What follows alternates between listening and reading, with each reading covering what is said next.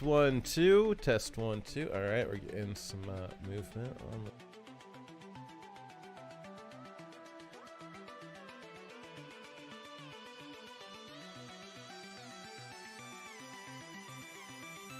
There, will you kindly give us a few quick, clean words? Few quick, clean words. Yes, that was very difficult for you. Yes.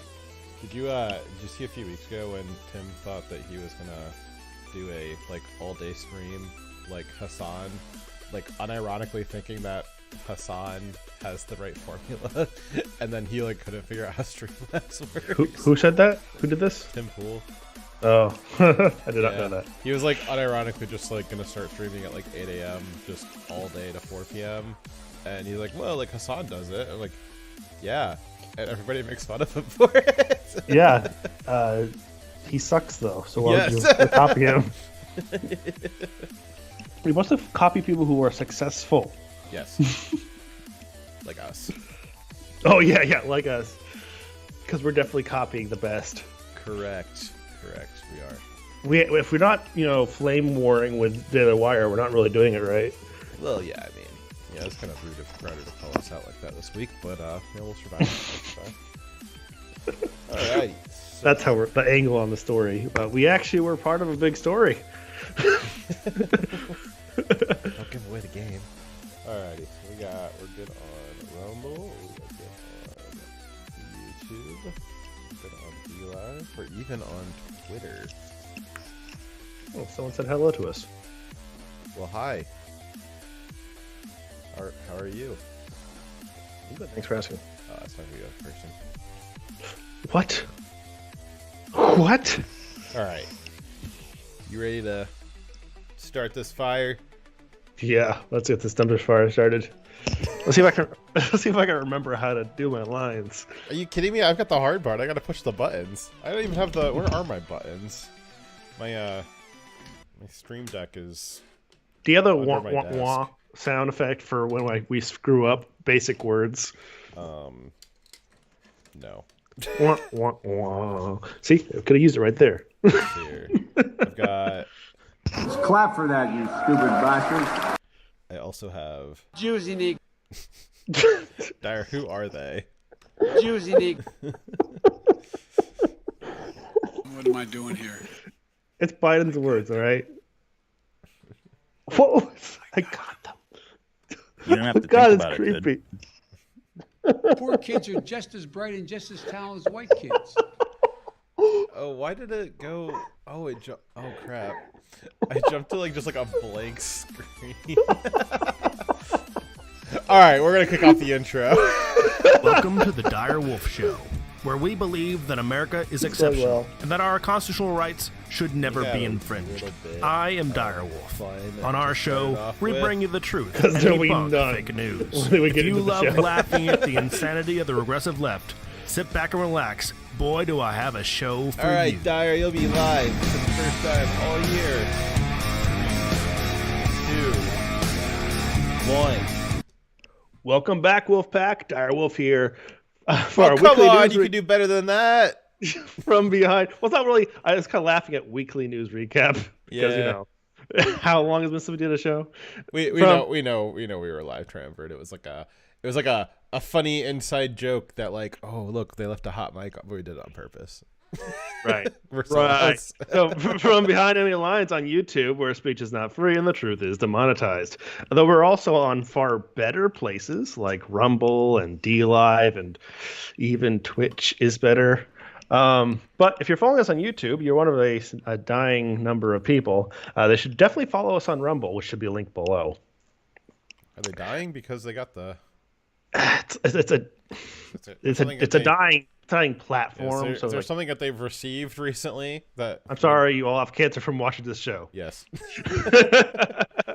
So as always, we have a great show for you tonight. I'm sure we won't be rusty at all, having not done a show in over a month, 3 weeks. Yeah, it's been 6 weeks, and I mean, we spent time writing to a certain extent, so we certainly spent a lot of time. I don't know how well the product is. We'll do our best, and that's all you can ask. That is all you can ask. And this show is the fault of our sponsors. You know who you are, and this is all your fault. Thank you very much for those who donate to us financially, including Kayla, Ori Main, Nathan, Cameron, Tetris Fig, Slowpoke, Thunder Erican, who is female, the White Lion, who's a lion, Timberwolf, who is a wolf, and also Adder Lupus and all the other wolves that follow us. I don't know why we have so many wolves that follow us. It's probably because you're a fox. So money is not the only way you can support us. We very much appreciate when you guys like, subscribe, follow us, send lemons, or whatever other thing the other things are called. Rumbles. Bits. Rumbles are free. Rumbles are free. So please send us lots of rumbles. But that's how we're going to grow, is because you guys share us and no other way. So let's get into our we don't have any funny comments. Well, you can just do like a hi, how are you guys? Happy New Year. Well, welcome back. It is a new year. It's been a year since it's been a whole year. Yeah, I mean, I know it's been like a couple days since the new year, so I'm sure you haven't gotten to do the wow, we haven't done that in a whole year ruse for like at least a week. Yep. I'm sure you made all of your coworkers endure that ceaselessly for your first week back, didn't you? I'm still a dad, so yes, I made dad jokes. I have no shame. What's funny is, I know you guys get sad when we leave, and we get sad leaving you. And I usually, when we do take a break around the holiday season, I say holiday season because I mean like Thanksgiving through New Year's. But it's like, Crowder takes like a whole month off, and that's just allowed. Well, Crowder finally, after taking a month off, he came back this week, and we're coming back a little bit differently. So, he had quite a comeback. Yeah, quite the comeback, which we will be definitely talking about here in a little bit. But I just wanted to put that out there. Dyer and I need a break sometimes too, and unfortunately, we don't have the big con Babylon B backing us, so we don't got those big Babylon B dollars. So we unfortunately have to take some time off. But it happens, and we're back now. Hopefully, having a good year, leading us through. It should be primary season. We're going to get into primaries pretty soon, right? I mean, that's going to be in the next couple of months.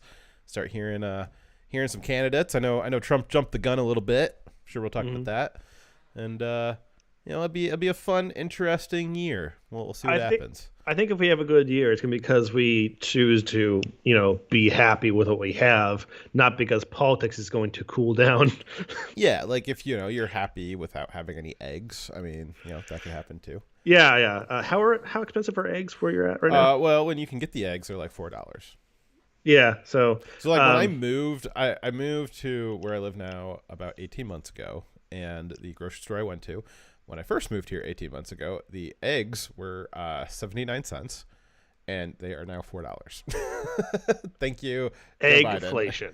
Yes, eggflation. They're you could say that they're expensive. They stopped selling extra large eggs. And they now have called shrinkflation. Yeah, and they also have, I've never seen this before, medium eggs and small. I didn't know that was a thing. I think it's a British thing. I've never seen them before. I didn't buy them because I'm like gonna go with the large ones available. But it's probably because your wolf keeps eating all the chickens. I mean, if I were back at the States, I might even consider getting some chickens just because I think the cost of eggs is so. Do you think that you could practically keep chickens for any length of time with a wolf? No, we'd have to have a property that would keep them very separated. I mean, is there any material other than adamantium that you could put between your wolf and a chicken? So, my dogs can go through some pretty hefty fences / walls. So what kept them in was a 3 foot of steel sheeting, cement base, electric wire at the bottom and top, and it was 8 foot tall with an overhang. That's what was required to keep my dogs in. And I believe it didn't do that great of a job. Ouch. It took some doing to make it right. In any case, want to go to our first story? Yeah. So we had a fun New Year, interesting getting into 2023, and as always, everybody is usually a little forgetful to start their year off. You know, you'll be writing January 2022 for quite a while, and then it'll be February 2022. Some people carry on that tradition all the way up through August, but you know, that's okay. Some other people who seem to be forgetful would be the Bidens. They had some interesting things that they forgot about that were recently discovered, and then discovered again, and then discovered again, and then again last night discovered. Yes. So on November 2nd of last year. Now, on November 2nd, was this announced on November 2nd? No, it was not announced. Oh, that's interesting. Yeah. So this was last year. 10 classified documents were found in by Biden's lawyers in his office in the Penn Biden Center in Washington, D.C. Biden's lawyers say they informed the National Archives as soon as they saw the classified markings. Though the federal government was at that point informed, and the FBI was alerted by the archives, news was not made public about the classified documents until 9 January. Huh. That sounds like after November 2nd. What were they trying to, like, what kind of was there events were going on? Was there something that happened between November 2nd and January 9th? Was there like a thing? Some sort of big event that might have been affected by this kind of knowledge? Was it, let me think here. Let me check my calendar. Oh, it was the freaking midterm election. That's what it was, Dyer. It was the midterm election. It was on, I think, the 4th or the 3rd. It was also the middle of their PSYOP going after Trump, where they're making a big deal about classified documents and how Trump shouldn't be even considered a candidate. There's this full swing of that narrative, right? Yes. And it would have been really awkward if at the same time they're saying that Trump should be barred from actually running. Put in jail. They wanted to put him in jail. They said maybe even his kids were implicated, and then they needed to go to jail, and anybody who voted for him should go to jail. And keep in mind, the classified documents that they referenced in particular included things like a napkin that had a note scribbled on it, like stuff that was not like national secrets, and it wasn't nuclear codes. To be fair, it was one of those decorative cocktail napkins, which, as you know, do not actually absorb any material from your hands. They just kind of smear it around because they got that weird waxy coating on them. So as its function as a napkin is questionable, using it to smuggle out classified passwords is probably one of the only things that it's good for. Right. Correct. So tell us more about these documents that were found by in the Biden possession. All right. So some of the documents that were found in Joe Biden's possession, all of them. Well, the first batch of them, actually, because not all of them. Some of the ones from last night are from earlier. So many of the first batch of classified documents that were found were during Joe Biden's time as the vice president during the Obama era. They were taken by Joe Biden out of a classified setting to his home in Delaware while he was vice president, which means he did not have the power to declassify them. Right. And after having no longer been the vice president, he no longer has a legitimate reason to be using them in any ways. So they should be returned to the archives.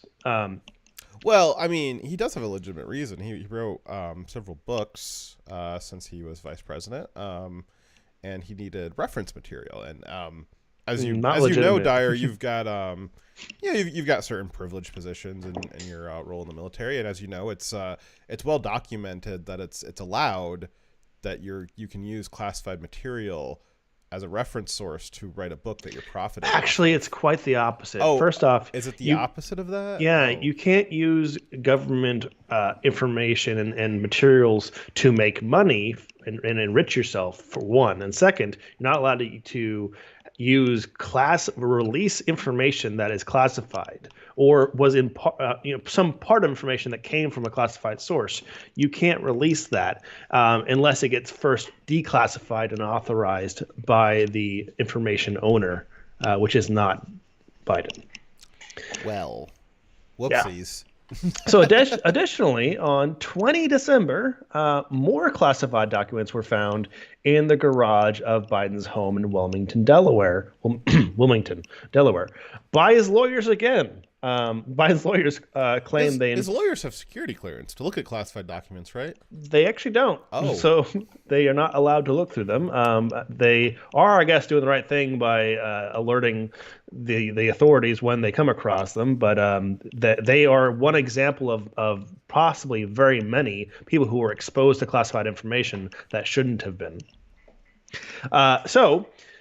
The lawyers claim they informed the authorities immediately upon discovery of the classified documents. The discovery of the batch of documents were confirmed by Attorney General Merrick Garland, which announced it on January 12th. It happened on 20 December. That's weird. It's like it's like things are happening, but they're waiting until after, an opportune time passes to announce that things happened. It's almost like, I don't know, there's a lot of corruption, that they don't want to disrupt the election cycle and the narratives, because, if everybody, as we found out after the New York Post, the New York Post story about the Hunter Biden laptop before the 2020 election, that if Americans had known, about 8% of the people who had voted for Biden, if they had known that before voting Democrat, they wouldn't have done it. Mm-hmm. It's almost like that poll was taken into account when deciding on the press release schedule for announcing that Joe Biden once again had put national security at risk. And there's plenty of stories, true stories about Democrats and the Bidens specifically that just aren't allowed to be covered. They just ignore them entirely so that no one knows about them, or as few people can know about them as possible. And they'll even have them silenced off of different platforms where they could be discussed, social media, right? So there has to be a reason why this information that is clearly damaging to Biden is being released at this time. And a couple I could think of is, first off, maybe there's enough people who know about it who couldn't be silenced, that they're afraid the story is going to get up anyways. Or maybe the deep state and Democrat media establishment have a reason they no longer want Biden to be their candidate, and they're burning him. It's possible. Anyways, we have a picture, if you wouldn't mind pulling up the slides, of one of the boxes that were holding the classified documents, where they were stored, unsecured in a cardboard box. We have pictures of Hunter Biden. We have the pictures thanks to Hunter Biden. He's the one who took the picture. This drug addict who has been involved in a bunch of shady deals where he's currently being investigated for several crimes related to him being doing corrupt dealings and money laundering and stuff like that. He had access to the classified documents. He doesn't have a clearance for those classified documents. We also have a picture of a pile of unsecured boxes in Biden's garage where he kept his Corvette. We also have from Biden stating that the classified documents were secured because they were stored next to his Corvette. We also have a picture of Hunter and two what seems like underage girls, which is a trend for Hunter, as you may know, riding in that said Corvette. And what's funny is that picture of Biden is actually from a campaign ad that he released. So clearly not a necessary admission on Biden's part, but just in one of his campaign photos or campaign video, you can see what is likely the boxes of classified material that were found in his garage. A little embarrassing. Yes. A lot. I agree. So we have a clip here of Biden talking. Let's see what he says about the classified documents.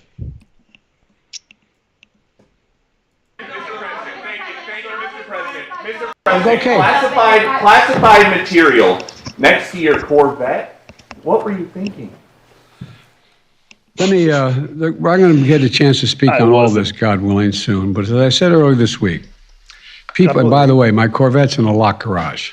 Okay, so it's not like you're sitting out in the street. So but anyway, was in a locked garage. Yes, as well as my Corvette. But as I said earlier this week, people know I take classified documents and classified materials seriously. I also said we're cooperating fully and completely with the Justice Department's review.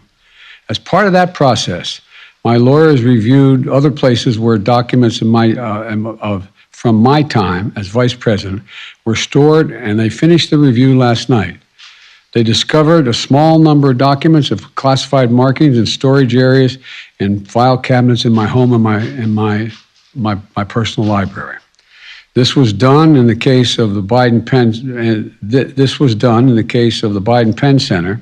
The Department of Justice was immediately, as was done, the Department of Justice was immediately notified, and the lawyers arranged for the Department of Justice to take possession of the document. So we're going to see all this unfold. I'm confident. Thank you very much. God, that was painful. Yeah.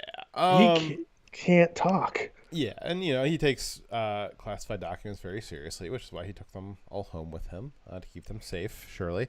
Yes. Since that video, since that statement, that was about 2 weeks ago. I believe there's been 2 more locations discovered. Where yes, we're gonna get to that. Don't worry. And as Tucker Carlson put it one night, there was even more documents found after an unscheduled colonoscopy. So, what was the next clip we have here? Yeah. So Biden, after more and more documents were found, and after people kept bringing up, hey, you guys kind of roasted the heck out of Trump over his several classified documents that were in a room that was locked and sealed by the FBI, not just a regular garage lock. And you could see his garage door there, up in the top frame there has got, a glass windows up at the top of it, which make it, pretty, but not a very secure garage door. So Biden was, once again pressed for, how does he respond to this? Does he regret taking all of these classified documents home with him? Let's see his response. I will answer the question, but here's the deal. What quite frankly bugs me is that we have a serious problem here we're talking about what's going on, and the American people don't quite understand why you don't ask me questions about that. But having said that, what's your question? That you did not reveal the existence of the documents back in November before the midterm. Hang on, okay? Look, as we found a handful of documents were filed in the wrong place. We immediately turned them over to the archives of the Justice Department. We're fully cooperating, looking forward to getting this resolved quickly. I think you're going to find there's nothing there. I have no regrets. I'm following what the lawyers have told me. I think you'll find that there's nothing there. Well, the thing that's there is the documents. Classified documents. That's like the there. There need not be any more there for there to be there. You understand? Yes. Yes. Whereas Trump had them in a SCIF that was very secured and set up by the DOJ. Biden's had them unsecured in boxes in a garage. With lots of people who had access to them, where Trump had, only a certain number of people who were allowed to be in the SCIF were able to access it. It's not a SCIF if you let anyone in, so you have to have a clearance to get in. So it's a new kind of SCIF. It's a light SCIF. So his garage is not a SCIF. So let's on let him finish here. Okay. It's exactly what we're doing. There's no there. Thank you. All right.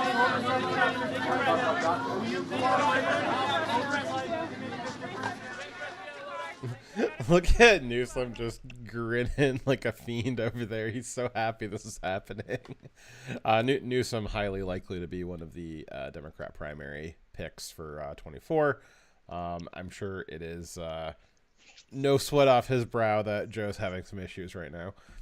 Yeah, and I think that the Democrats as a whole would much rather have someone else. I mean, Biden is clearly too old to run again. He shouldn't have run this time. They need someone else to replace him, and they need a good reason why he's out.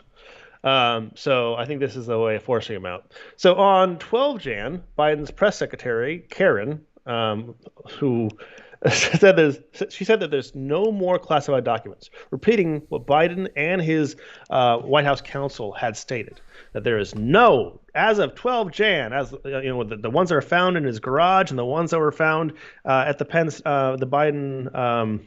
Was it Penn State? Yeah, the Biden Penn Center. The Biden Penn Center. Some kind of like nonprofit office that he had set up in Pennsylvania University. Right. So those were the only locations that there was no more. The lawyers had scrubbed to make sure there's nothing else, and there would be no more documents. She said this for sure, certainly on 12 January. So naturally, later that day, it was proven to be a lie. Because on the same day in the afternoon, after she said that, Biden's lawyers again alerted the Justice Department of additional classified documents found in a room near Biden's garage in Wilmington, Delaware. I mean, I don't necessarily know how houses with attached garages work, but I think that when you have an attached garage, I think most of the rooms in your house are probably pretty close to the garage. I mean, that's not super specific.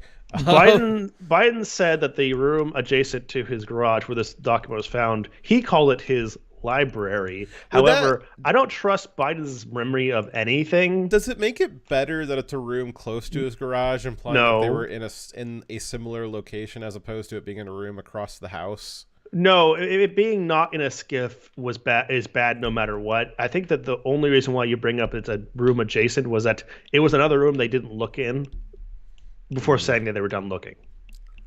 Well, whoopsies. So after the 12th, we again on January 14th, Joe Biden's lawyers said they found additional. This will be like the third or fourth time now. This is the third one. Yep. Additional 6 classified documents in the same room that was also adjacent to his garage. Again, Tucker Carlson's unscheduled colonoscopy theory might be correct. Why, at this point, wouldn't you just look through everything and not keep reporting like a little bit at a time of each document you find? Well, I mean, Joe's not been very tactful ever, so I don't know. Let's hear. So you might assume that the Biden lawyers would have found everything by this point, but nope. Yesterday, on January 1st, the FBI raided Joe Biden's home. I mean, that's a little aggressive there, Dyer. I don't know if I'd call it a raid. What's the definition of a raid, right? Visited Joe Biden's home for tea and biscuits. And they found, you guessed it, underneath the tea, 6 more classified documents during a 13-hour search. So that was like less than 24 hours ago. It's worth pointing out the difference at this point, how the Trump and Biden situations are different and how they were treated differently during the investigations into them. Biden's lawyers were permitted to oversee the FBI search. Trump's lawyers were not. Also, Biden was not at any point in time keeping these documents secure, nor did he have the permission to have them or hold them or view them.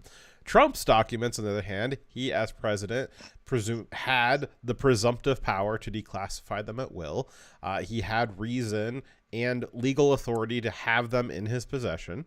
And the location that he was storing them in was also previously investigated and secured by the FBI within about 3 months of him leaving office. So, you know, it's a little bit different. Yes. I'm also a little bit bothered by the box being called important documents, which is just not very specific for me. If it was an important document, why was it sitting there for 2 years plus? Actually, no, way more than 2 more. What am I talking about? It would have been entire Trump term plus the time since then. So at least 5 years, right? It's funny because it's like, I don't know, it's almost like a meme where it's like, oh, like important classified documents. Like, oops. Who stores their important documents like that? Right? Like, I mean, come on, don't make it so obvious. So left-wing media has surprisingly and kind of, I don't know, suspiciously, been reporting on Biden being, having these classified documents. So they've been reporting it in the context of it being a bad thing. They've also begun reporting and connecting some of these things to Hunter Biden and his business deals and selling influence and how Joe might be involved in that as well. There's been a weird change in the tone from the media this year as the year has gotten started out, as we've moved away from the midterm elections and moving towards the next presidential cycle. There's been a suspicious change in tone. A month ago, CNN's talking points, and they reported this multiple times. So anytime it was mentioned, they always say the same thing, that Hunter Biden is in some legal trouble. There's an investigation. They had to accept that because it's true. But they said there's zero evidence that Biden was... Don't you hate those things? Yeah. They couldn't hide it anymore. It was too out there, and they had to address it. Say, okay, Hunter Biden is in trouble, but his father was in no way connected, in no way related, was not connected to the business deals at all. It's all his son. It's bad for his son, but it doesn't affect Biden at all. That was their talking point all the way up to last month. And then just this week, here's the reporting. Despite his denials, a CNN review of the laptop data as well as other public material shows that Joe Biden did interact with some of his son's associates while serving as vice president, though it's unclear exactly what was discussed. One example, the Republican site, Miguel Alemán Magnani, a Mexican businessman and son of the former president who Hunter was trying. I'm pretty sure we talked about this guy over 2 years ago. Yep. Over 2 years ago. Yeah. To woo. In 2014, Alemán Magnani and his dad were photographed at the White House with then Vice President Biden. In a later email, Hunter Biden reminds Alemán Magnani of the favors he's done for him. We have been talking about business deals and partnerships for 7 years. I have brought every single person you have ever asked me to bring to the effing White House and the Vice President's house and the inauguration.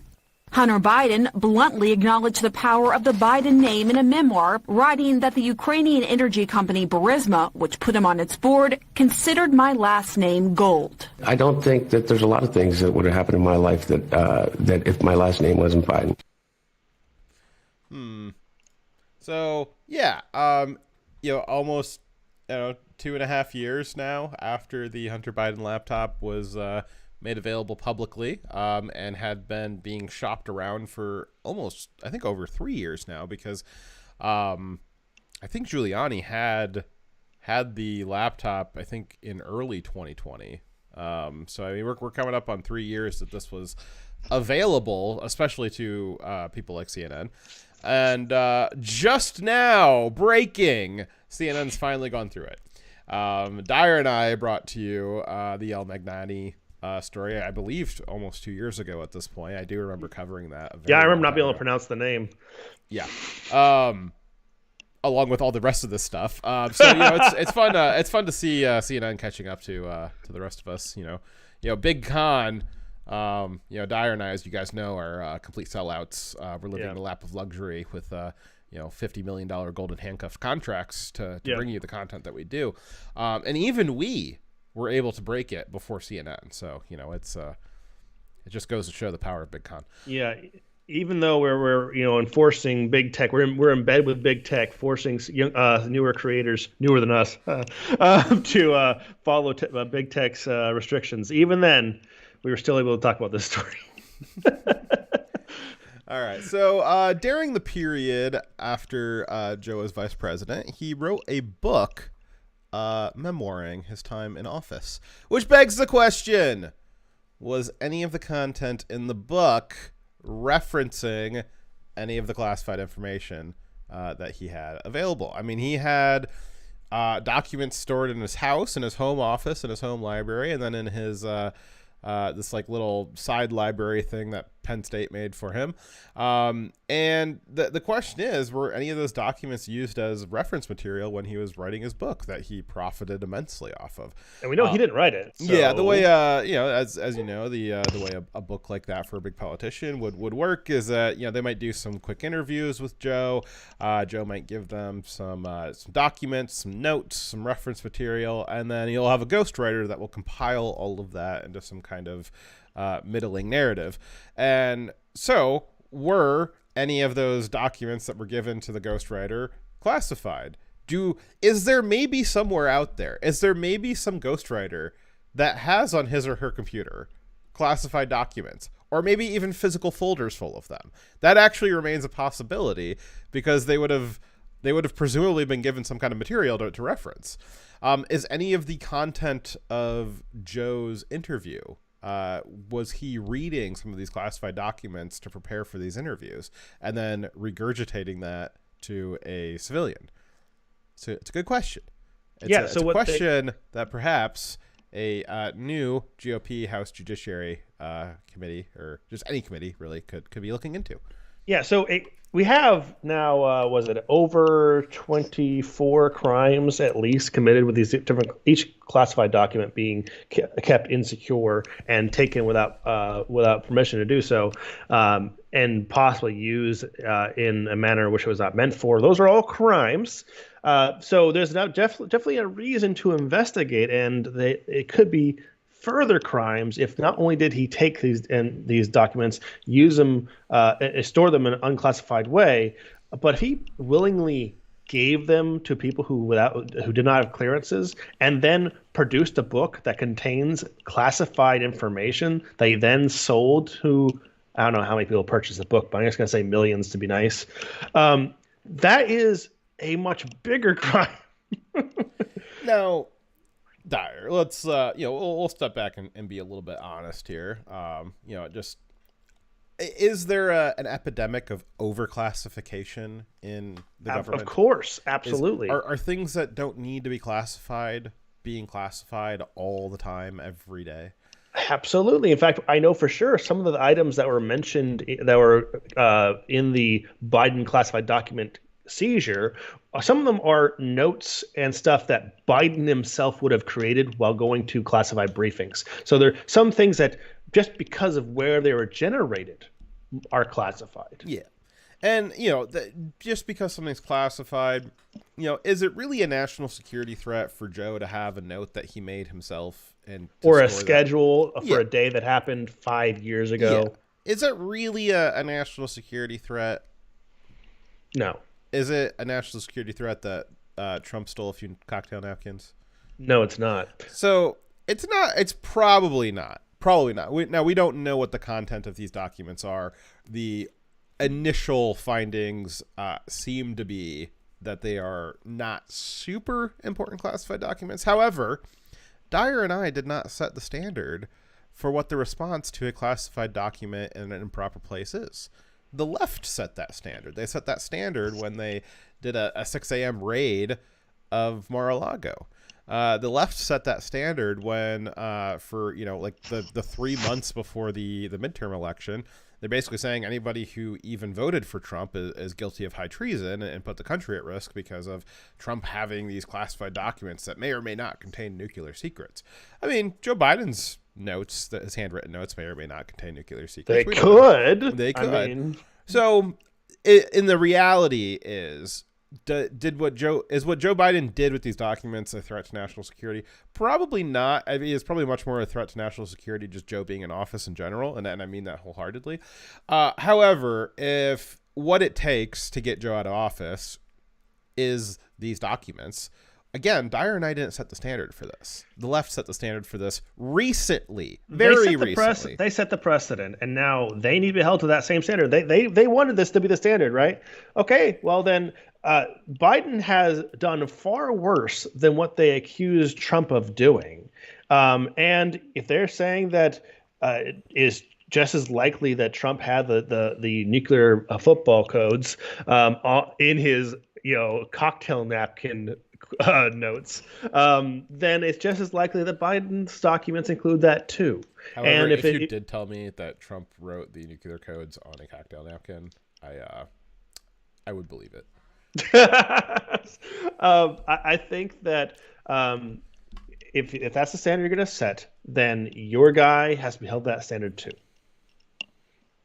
So Hunter claims in a document that he, additionally, just some further context, that Hunter claims that he lived at the residence where Trump, not Trump, where Biden's documents were being kept, and claimed that he was paying $50,000 in rent.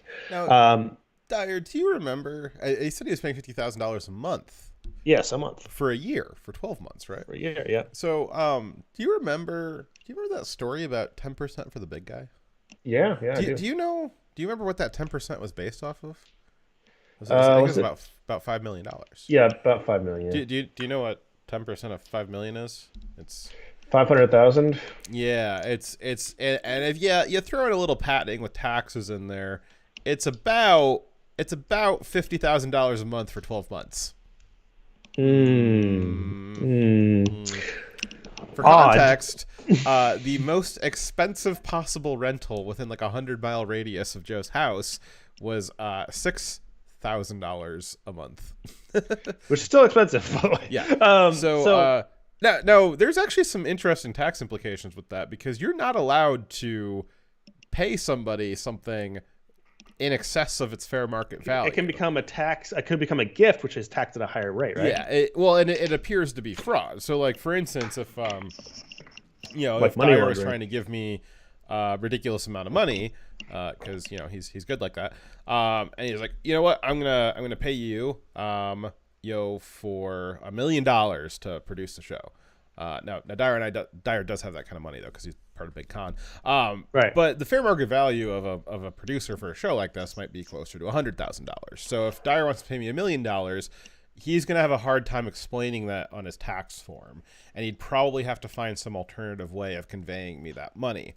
However, if that money's dirty, if that money's hot because it came from a Chinese oil tycoon or something, like in the case of Hunter Biden here, well, you might not have a choice, because you got to launder that somehow. You got to pay taxes on it somehow. And the mechanism by which you might launder money, actually one of the key mechanisms for laundering money, is by, if you wanted to give that money to somebody, you would buy something from them, like, say, renting a house, and you would pay an stupidly excessive amount for it. You'd pay hundreds of times what that object is worth. And maybe you could just get away and say, well, Hunter's not a very good business person. No, the IRS, that's not going to fly. No. So for you and I, that wouldn't fly with the IRS. It might fly if your last name is Biden. But typically that paying a ridiculous percent over what something's worth, that's usually indicative of money laundering. And that typically sends up some red flags that need to be investigated. Something he's already being charged with by the FBI. Also want to point out that he has text messages to his sister where he complains about how his father requires him to send portions of his salary to his father. So how is he doing this? If he's saying that he's giving the money he earns from his business deals to his father, where are these transactions? Oh, we have this gigantic transaction that makes no sense on its own. Maybe that's how they do it. Also, we're talking about ways of laundering money. Another way of doing it, really popular way of doing it, is selling art. Yes, because just texted about that on Rumble there. He just chatted about that. And what else is Hunter involved in other than big real estate deals? Oh, yeah, art. Right, art.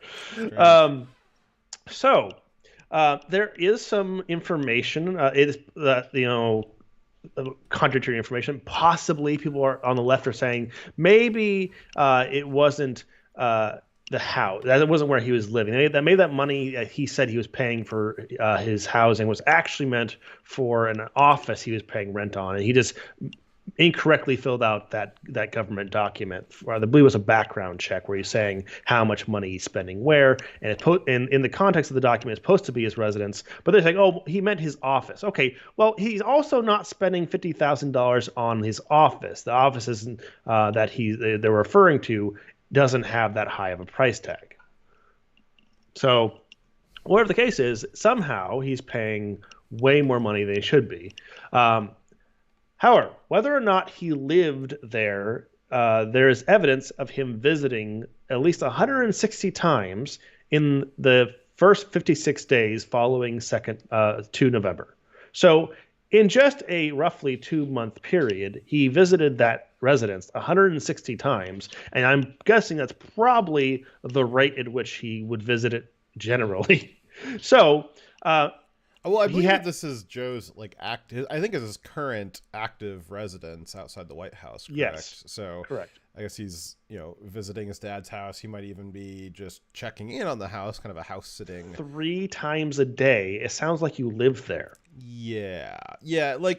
I don't. It's weird because I don't say I don't visit my house twice a day. I might come and go from my house twice a day, but if I'm I've probably visited my house 160 times in the 56-day period after November 2nd. Well, they had to, but I guess because I live here. They had to phrase it that way because they're claiming he doesn't live there. How many times a day do you visit your house, Less than 3 times, probably. At a certain point, it becomes at a certain point, it at minimum becomes squatting, if not at least living.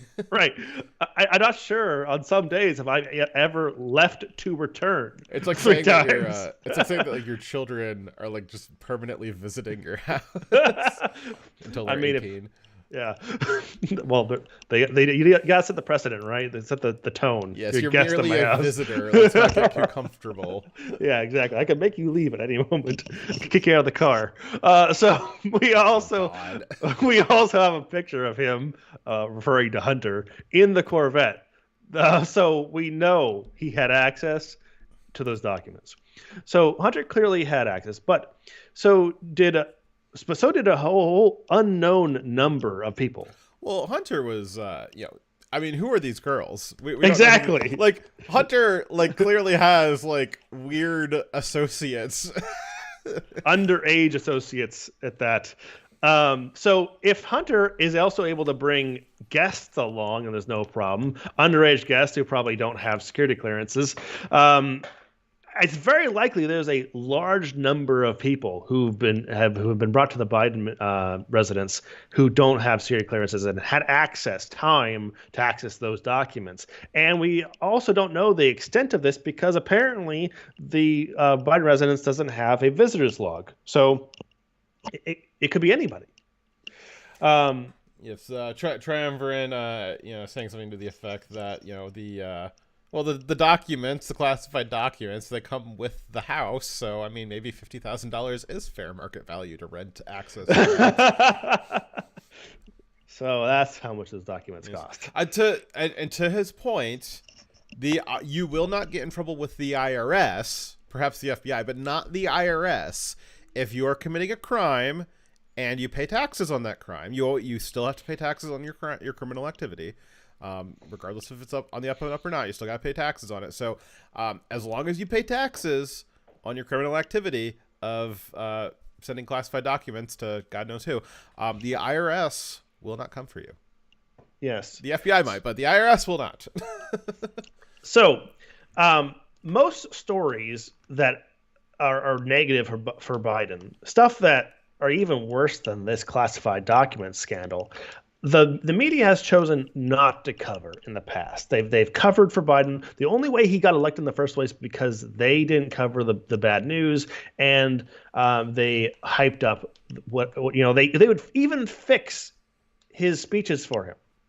The official White House transcript would have language that never appeared in the actual speech because Joe Biden would have to be able to speak it to include language in his speeches.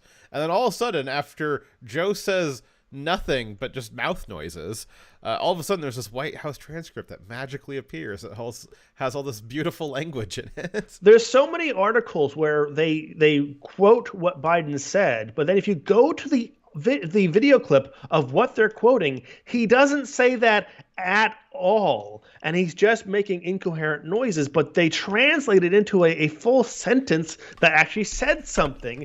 And then they also occasionally when he does have enough words strung together that if they with some clever editing could make some complete sentences, they even edited it out, his stammering, and then played the clip as if that was just how he said it.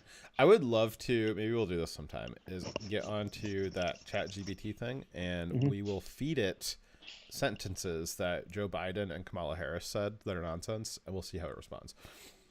That sounds fun. I bet you it would respond a lot more coherently than Kamala did. What's funny is, like, people are talking about using that AI thing to, like, you put in like kind of a mediocre paragraph or a series of ideas that you want to like write a paragraph, write a story about, and it'll like reform them in a nice coherent way and give you like a good like structure to it and improve it. And I think that's all Kamala needs to do. She wants to talk about Venn diagrams. She just needs to ask ChatGPT to help her out with that. And I'm sure it would write her a much better paragraph than how she actually speaks it. Yeah, well, she speaks on like a first grade level. I think my 2-year-old speaks more eloquently than she does, and you've heard my 2-year-old. Yes, and I concur. All right, what else we got to close this out here? So what I was trying to get to was they in the past would cover for Biden. Now there's a notable change where they are actually reporting on the daily bad information about Biden, and they're saying it's bad. They're not defending him. They're saying that this is serious and bad news for Biden. So what is causing this? And in addition to that, the deep state has defended him to no end until now. Now they have an attorney, Robert Hurd, who has been assigned as a special counsel to investigate Biden. I was mind blown that they assigned a special counsel, because once you assign a special counsel, oof, that's a big deal. And doesn't Trump have a special counsel now too? Didn't they? He did before. I thought they reappointed one for the Mar-a-Lago stuff. I think it already happened a while ago, but yes, there is one appointed for that. So there's multiple special counsels now. They're dueling special counsels for both president, current and former, both over classified materials. It'll be interesting, because whoever gets it out first, that'll set the precedent, won't it? They've already made the statement that if someone who's under investigation like this for a crime shouldn't even be able to run for office, because it would be a way of getting out of possibly being held accountable for said crime if they were found guilty. So by their own logic, they are disqualifying Biden for running again. Why are they doing this? Well, probably because Biden sucks, and then eat him out of the way. It'll be an interesting year for Joe. I feel like this was just the January phase of whatever they're about to do to him, because beyond all the specifics, the tone change is the biggest part. The tone and narrative change, the failure to defend him, the deep state and the media no longer making up stories for him, defending him, justifying his actions. That's going to play out pretty interestingly over the next year. And I think January is just phase one. I think we got a lot more time to finish out the year. And I don't know. I mean, this we could be wrong. I wouldn't actually be totally surprised if we get to like March and this has all just disappeared. But at the same time, I think it's equally as likely that, maybe Biden doesn't make it through the end of the year. If they wanted to cover up the story, they just would have not covered it. As they did during the midterms. Right. So the fact they're covering now, I think that they have decided that Biden is so unpopular, even with them lying about the numbers. They know he's unpopular. They can see that he can't even give. He was reading from a paper about official, statement authorized by his lawyers for him to read, and he couldn't read that even a little bit. So he is embarrassing us on the national stage. He is embarrassing us locally, but in fact, he can't even give a speech. I think they realize he can't stay in office. He probably is going to die, which is even worse for them if you die in office. But they want to replace him, and this is their way of doing it. He probably doesn't want to quit, but they want him to quit. All right. Well, we'll see. We'll see. All righty. Well, there's, we could cover that story endlessly, and we probably will over the next year. But let's get on to our next one, which I think is probably our headliner for the night. Yeah, it's a story that involves us. It does. As you guys, if you're like us, you probably have been patiently waiting to see what Steven Crowder's next move is. And this week we finally found out. After millions of mug clubbers found out last month that Steven would no longer be continuing his contract with the Blaze, formerly CRTV, Steven closed out the 2022 year without making it clear what his plan was for 2023. He stated that explicitly that Louder with Crowder did not have a new home in the new year, and that there was no specifically scheduled content planned at all indefinitely. He said there might be some contact. Please sign up on Mug Club Forever, and just stand by for further instructions, which was, Crowder. Most people this week have acknowledged, and it's well known and understood. It's just a true fact that Crowder's the biggest juggernaut in conservative commentary right now. He's the largest single individual ever right now in conservative commentary. And for him to leave 2022 and just say, I don't know where I'm going to go. I'm not going to be at the Blaze anymore, but I don't know where I'm going to go. Millions of mug clubbers, and more than that, and just general fans who don't pay the don't pay the subscription fee, wondering where he went. Certainly, everybody's sentiment was that the movement needs Crowder. Every day is more important than the last, and losing Crowder for even a month break seems like too long for the movement. And losing him indefinitely was a pretty big concern. So this week it was everybody was very excited, I'm sure, when you saw your notification that Louder with Crowder has posted a new video. I know I was excited. Mm-hmm. And then I watched the video. Yeah, we did not have to stand by for very long, did we? This week, Crowder finally released a video on his YouTube channel titled, "It's Time to Stop, ... In the 28-minute video, Crowder laid out that what can only be described as a conspiracy of epic proportions that he has labeled as Big Con. And you can be forgiven if you were taken in by this. We sure were. Big Con, or Big Conservative, as Stephen put it, was a cabal. Oh, sorry. Wow. It was a cabal of controlled opposition that had infiltrated the modern conservative movement and was tricking young and rising talents into signing erroneous contracts that forced them. Onerous contracts that forced them to follow the speech restrictions laid out by big tech. Yes. And Dyer and I being as big as we are, we didn't really have to worry about this because, we didn't. Big Con. I mean, maybe to somebody, maybe compared to some people, but certainly not us. So we didn't really have to worry about it. Well, we knew from immediately he actually was talking about us. Yes, exactly. So this conspiracy that Crowder laid out was, you might call it dire for the movement. Potentially based off what Crowder said, potentially all of your favorite conservative creators were really, including us, were really controlled opposition all along, that were puppets in the service of big tech. I knew it. I know. Yes. When the reality is that, I'm really a puppet of the FBI, and I'm Dyer's handler. And you don't just have to take Crowder's word for it. He brought some receipts to try to prove that this conspiracy was not just a theory, but it was a conspiracy fact. Sort of. Over the course of the 28-minute video, Crowder showed one of the contracts that he had been offered during his search for a new home after he left the Blaze. In it, he had redacted some of the contract offer form, but showed what looked like basically covered some of the information showing who had issued the contract. but showed what looked like a series of pretty bad terms for a conservative creator. These mostly boiled down to a series of fines in the range of hundreds of thousands to millions of dollars for things like getting banned from YouTube, Spotify, and other social media platforms. For Crowder, this was evidence that whoever issued the contract to him was doing the bidding of big tech. Deeper down doing the bidding of the left. In short, Big Conservative was a big con that was going to destroy the conservative movement, and Crowder was going to stop it. In his video, he launched the website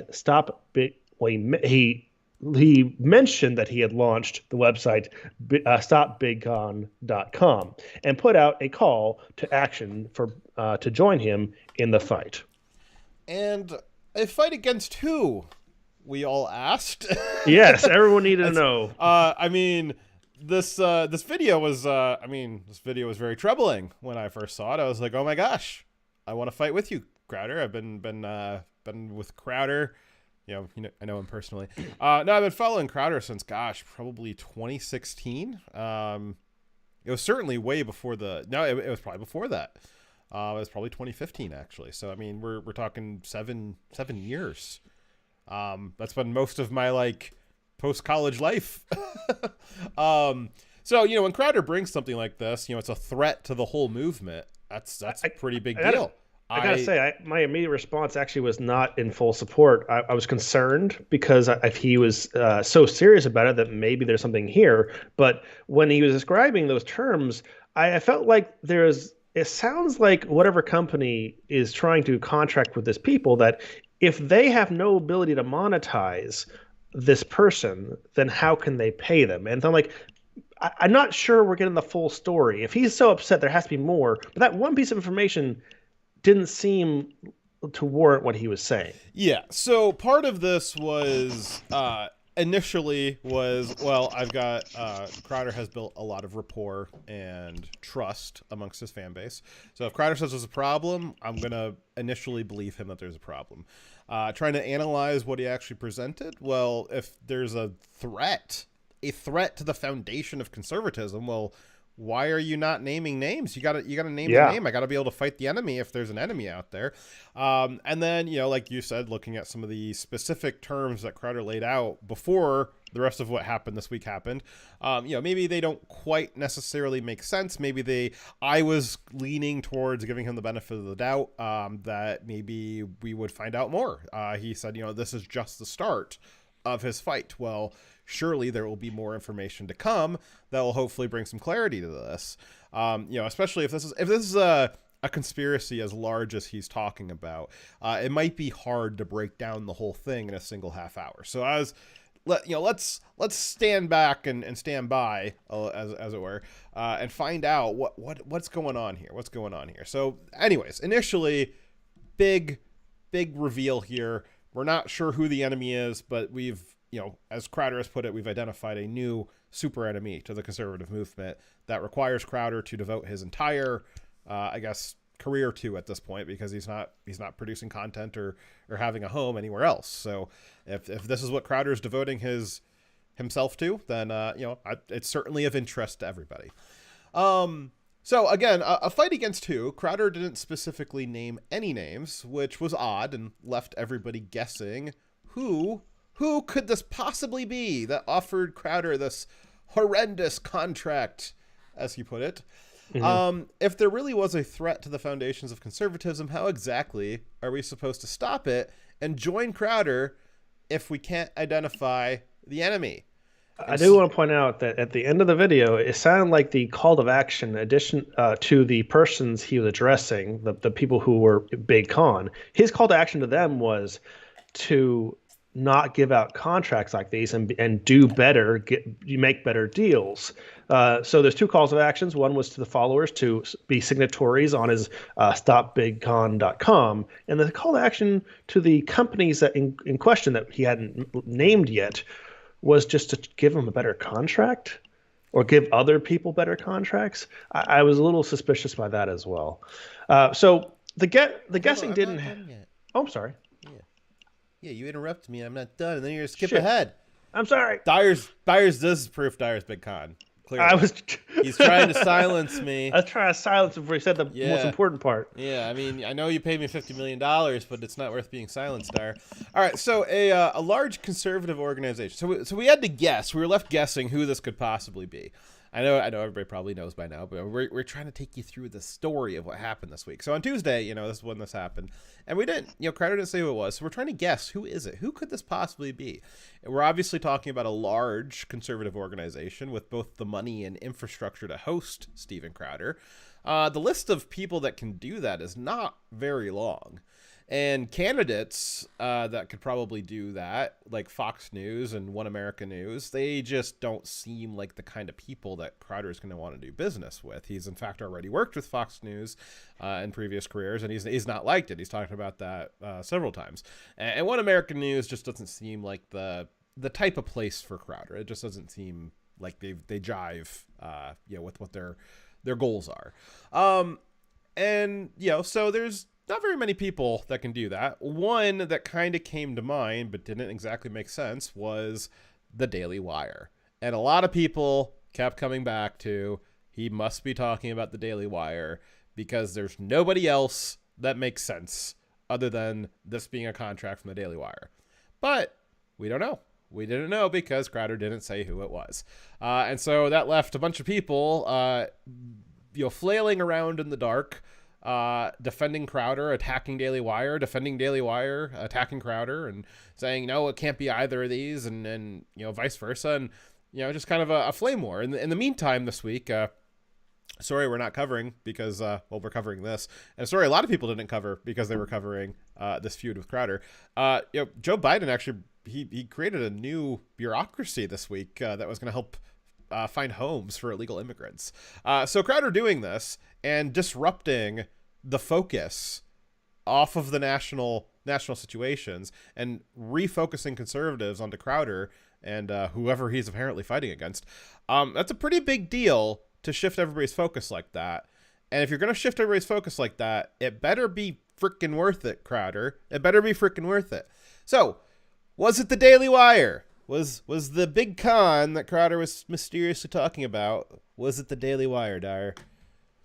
No, it was us. It was Dyer Wolf Media. It was us all along. Yes, Dyer, I told you that you should not send Steven that contract. I told you it was weird and strange, and I told you not to do it. Even though it was clearly us, and we sent a contract trying to bring on Steven Crowder to our organization. Media Network. Exactly. I want to have him become part of our network.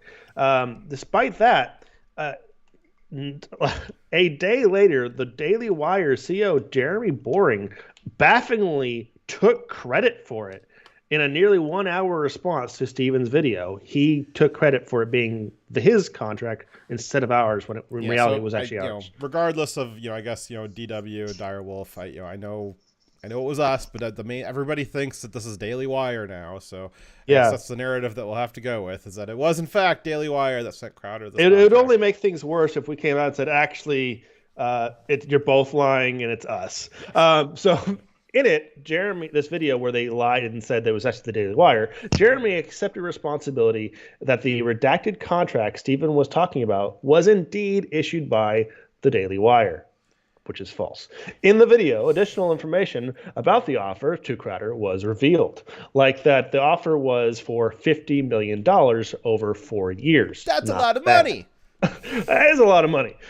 Jeremy went through and addressed the various points in the contract about why there were fines for being demonetized. He explained that the business purpose behind how Daily Wire expected to monetize Louder with Crowder, and defended their offer as a fair deal. So if Crowder lost all sources of revenue, he doesn't have Mug Club anymore. If he lost all ways that Daily Wire can monetize his content, then they would not pay him zero, but they would pay him far less, and because they would be sharing the cost. They can't just take on all the costs themselves and pay Crowder $50 million and gain nothing. It would kill the company.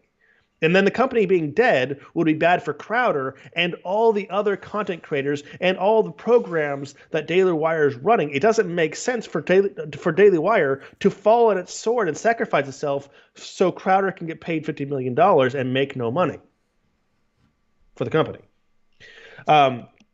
So he explained that the business purpose behind. Jeremy accused Crowder of not understanding how business works, citing that Stephen has only ever worked for a larger company and has never had to strike it out on his own before. The video was convincing and it didn't look good for Crowder at all, and it confirmed all of my suspicions about the contract and how it wasn't being represented properly, and how there seemed like there was a good justification for why the contract would be written that way, even though the contract in its entirety was not tailored for Crowder. It was extremely obvious it was not a tailored contract. It said things that didn't make sense for Crowder's business model. And additional feelings on it was, I don't think Crowder's way of operating would work well with because he's so big right now and he does his own production. It doesn't make sense for him to contract with the Daily Wire at all. The people that should be contracting with the Daily Wire are people who don't have that Crowder's developed audience and own production process. If they were going to work with Crowder, it should be a vastly different kind of business arrangement, not the kind of one that the contract was based around. Yes. So, the night after Jeremy released his response, Crowder made another response to the Daily Wire response. We're at triple responses now, which is where things really start to get spicy. So Crowder opens up his second video, his response to Daily Wire, with a recording that he had made of Jeremy Boring during a phone call that they had discussing the terms of the offer sheet. Ruh-roh. During the 16-minute response video, Crowder played several clips of his conversation with Jeremy in an attempt to rebut the points that Jeremy had made during his response video. And here is where you get to find out what we think. Crowder is wrong. Very wrong. Crowder's follow-up video did not do a good job of rebutting the points made by the Daily Wire. Mistake number one. And at the same time, playing clips of Jeremy that Stephen had recorded without knowledge was not a good look in the slightest. Mistake number two. Yeah. Crowder lost a lot of people after a lot of commentators, that is, that were kind of sitting on the sidelines thinking, which side do I support? This looks pretty, this looks pretty bad. I don't know who to support here, because we didn't realize that we had to make there's kind of a jokey choice between Crowder and Daily Wire, but I would say that there's pretty significant overlap between their audiences. I certainly pay for both. Dyer, I think, uses my login that I paid for both. Don't worry, I wrote it off of my taxes. This kind of the community was initially not willing to be divided. We wanted to kind of sit back and see what was going to happen. Obviously, some people enjoyed the back and forth. There's there were some people who thought, this of course justifies everything we've ever thought about the Daily Wire. Juicy. Exactly. So the stop it, Dyer. But a lot of people wanted to sit back. But after Crowder released audio that he had recorded of Jeremy without his knowledge, a lot of people said that left a bad taste in their mouth, and that was the same thing for us. That did not look good, regardless of whatever information or evidence or whatever Crowder has. Maybe Dyer and I will be proven wrong on this. Maybe Crowder's next video has all the goods in it and says, you know what, here's how it's all laid out. Maybe it has some stuff in there that we never would have guessed, and be like, oh my gosh, like, wow, he was totally justified in everything that he did. We were so wrong not to trust him. I think that if he was going to do that, though, I think that his second video would not have been so lackluster. A lot of the points that Jeremy made in his response video that were very compelling, Crowder responded to those, and Crowder's response to them, well, let's just say that they did not change my mind. They were not very compelling points. Again, mistake number one. And mistake number two is showing a recorded phone call from somebody else who is, in everybody else's opinion, one of the prime members of the fight for conservatism. So that didn't look very good. I guess we'll see. Crowder has not made a Daily Wire has not really made a stuff. Actually, that's wrong. Let me read what I wrote here, because I think I'm thinking of this wrong here.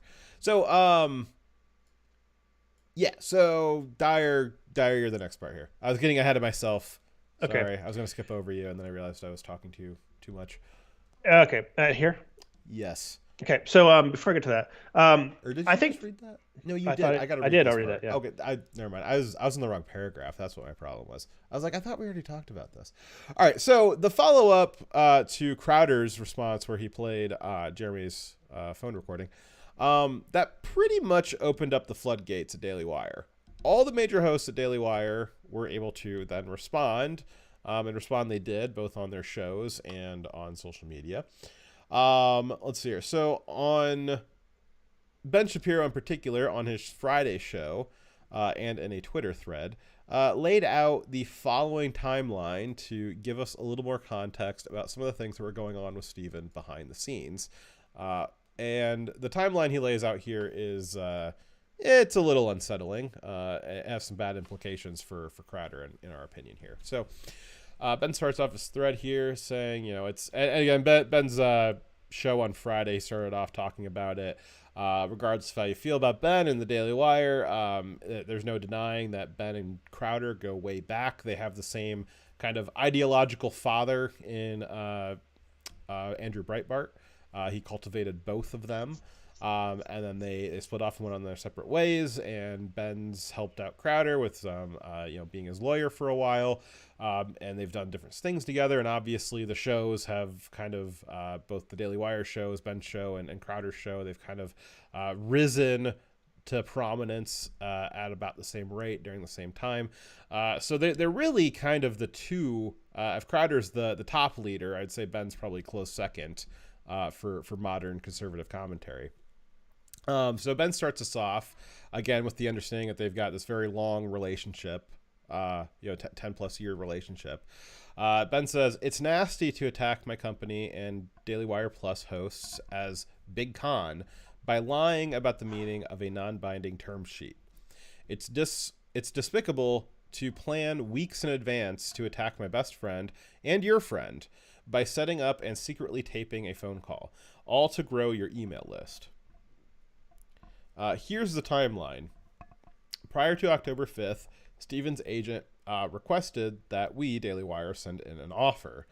On October 5th, Daily Wire submitted a non-binding term sheet. Now, in the business world, a non-binding term sheet is just kind of this is kind of where we're willing to start off at. This is where negotiations will start. This is kind of the opening bid, with the expectation that mostly everything in that term sheet will be altered by the time the final contract rolls around. It's just a starting point. It's kind of like structure of the agreement, not necessarily exact numbers. Yes. So on November 2nd, Steven told Jeremy that he would like $30 million per year instead of the $12.5 million per year, which the $50 million for 4 years would have equaled out to. So it's a pretty substantial increase. And I'll tell you what, I think Crowder's probably worth it. However, I don't think that there's anybody with enough money to pay Crowder what he's actually worth. And I don't think that there's any structure that can incorporate Crowder into a network of other people that would allocate the money in a fair way. Right, because the way he makes his money is not by monetization through social media. The way that Crowder makes his money is monetization through subscription process or Mug Club. And Mug Club is not something that is transferable from the Blaze. So I think that if they're going to structure a payment for him, it has to be somehow connected to the subscription amounts. In which case, it actually, if we base off of subscriptions and a percentage of that with a base pay is going to happen regardless of how much subscriptions he has, that actually could end up getting him paid far more in the long run. But basically, the contract didn't make sense, but that doesn't mean he couldn't negotiate. And I mean, the other side of that too is, Mug Club is worth precisely $0 if Crowder has no home. If he has no home, no infrastructure to host and stream off of, then Mug Club is worth $0. Exactly. Perhaps its real value is much more than $50 million over 4 years, but if it doesn't have a home, it's worth nothing. Okay, so October 5th, he gets the term sheet. November 2nd, Steven tells Jeremy that he would rather have $30 million per year, which is where a number was thrown out that his counter was $120 million over 4 years. And that he wants Daily Wire to send him a new offer, and that Crowder thinks that the term sheet is such a waste of time. He's not even going to worry about redlining it, which is the process of going through and marking up the things that you don't like and adding things that you do like. Again, that term sheet is supposed to be a starting point, but Crowder basically says that starting point's so far off the mark, I'm not even willing to use it as a starting point. I want you to give me a new one. So November 4th was election night, and if you watched our stream and Crowder's stream and the Daily Wire stream, Crowder was a guest on the Daily Wire stream, and Ben and several other members of the Daily Wire cast were also guests on Crowder's stream. Dyer and I did not think it was appropriate to be booking such small talents on our show, so we didn't have them on ours. So that's why you didn't see them on our stream. On November 14th, Daily Wire told Steven that they could not meet the terms of the offer. That was too much, and they didn't think that they could. They didn't think that there was any deal to be made. So on December 12th, Steven apparently registers StopBigCon.com, knowing he's leaving the Blaze, and that Daily Wire has not provided him an offer to his liking. Steven needed a plan, and attacking Daily Wire was his plan, as Ben says it. So Stop Big Con, you can check. There's domain registries that are public sourced that you can check to see when our website's founded, like when is the domain name registered and paid for and all that stuff. So you can see, and a lot of people did, that on December 12th, when you go back and look at StopBigCon.com, Steven registered, or the most recent registration of StopBigCon.com was on December 12th, and nobody's re-registered it since. And since that's Crowder's site now, then it must have been him on December 12th. So that was the date that he did that. And it wasn't until December 15th that Steven announced to his fan base that he's leaving the Blaze and doesn't know where his next home is going to be. I believe Steven's last show for 2022 was pretty shortly after the 15th. I think he streamed the next week a few times, and that was about it. Then January 7th, Steven texts Jeremy in a friendly fashion to ask if they can talk. Now, Jeremy on his Twitter has stated that the initial part of this conversation, the initial phone call, was about their kids and their families and just, general hi, how you doing stuff. Obviously, Jeremy, as Ben stated and has been said by others who are in the know, Jeremy's been relatively friendly with Steven, even more friends than Ben is. And so that's why they would talk. It wouldn't be weird to talk about how their families are doing. And obviously Steven going through this tumultuous process of leaving the Blaze and not knowing where he's going to land. Jeremy's probably, wants to make sure his friend's doing good. It sucks that they can't do a business deal together, but on a personal level, it sounds like Jeremy had no problem answering that call and being willing to talk to Steven, just a friend having a bad time. And then on January 9th, that call actually happens, and Steven apparently clearly secretly tapes Jeremy.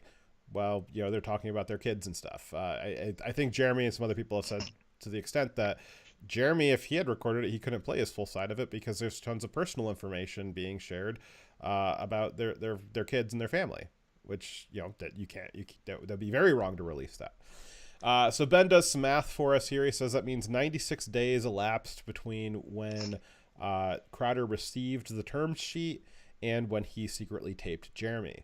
And that means that 36 days elapsed between when he decided to attack Daily Wire and Jeremy purchasing to attack Daily Wire and Jeremy by purchasing Stop Big Con, and when he called Jeremy to tape him. So he registers the site Stop Big Con, and then 36 days later he calls Jeremy with the explicit goal of recording him and getting him to say some things that Crowder can use in a clip show later on, which, as Ben says, and I would agree, is gross.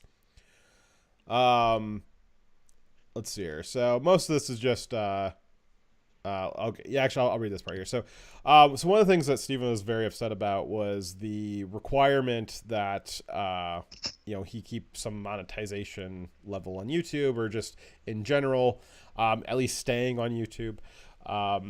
And I know Crowder is demonetized off of YouTube right now, but he still is able to stream there.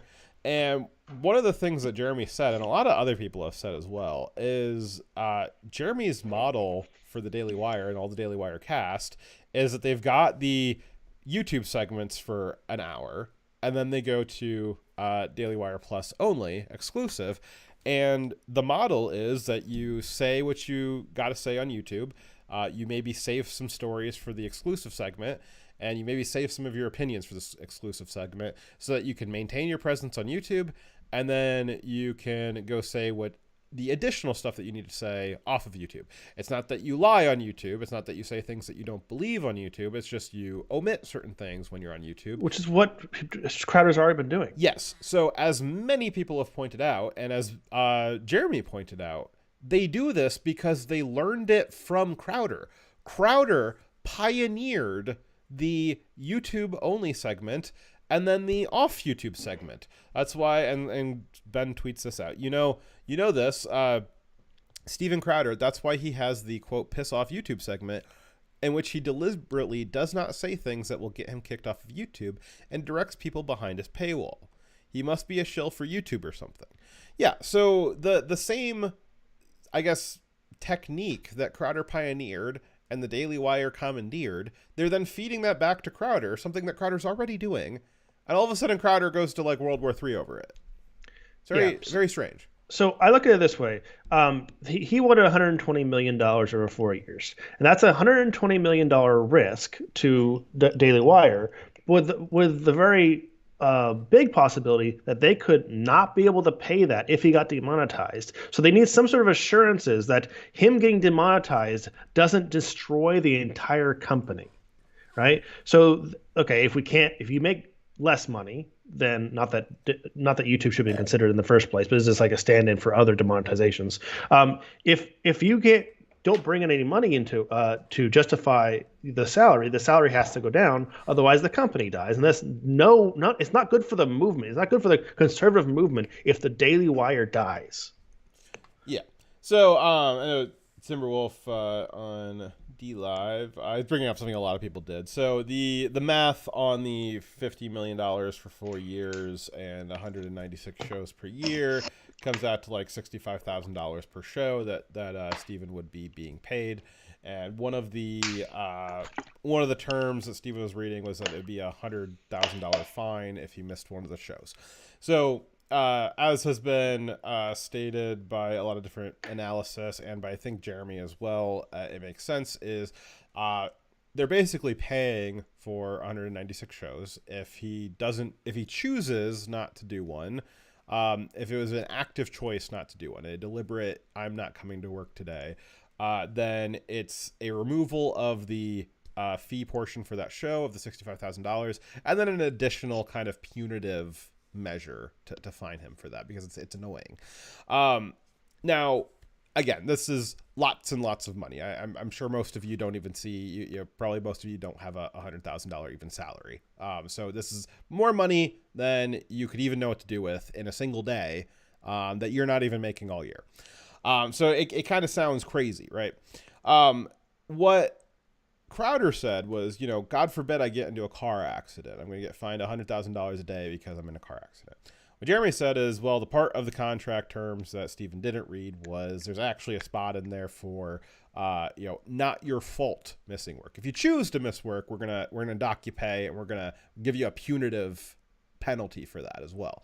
If there's something wrong with you, if you've entered into some kind of health problem or some kind of family event, there was a different set of contract terms that would then activate. It was something like a reduction in 25% of his pay for the term that he was sick. So, if Dyer, for instance, if something bad happened to you and you were in the hospital for 3 months, a lot of people have insurance. This would be kind of the same thing where, you don't get your full salary, but you get a good amount of your salary. It's kind of an insurance measure to make sure they can kind of get you through the gap, make sure that there's money still coming in for you and your family.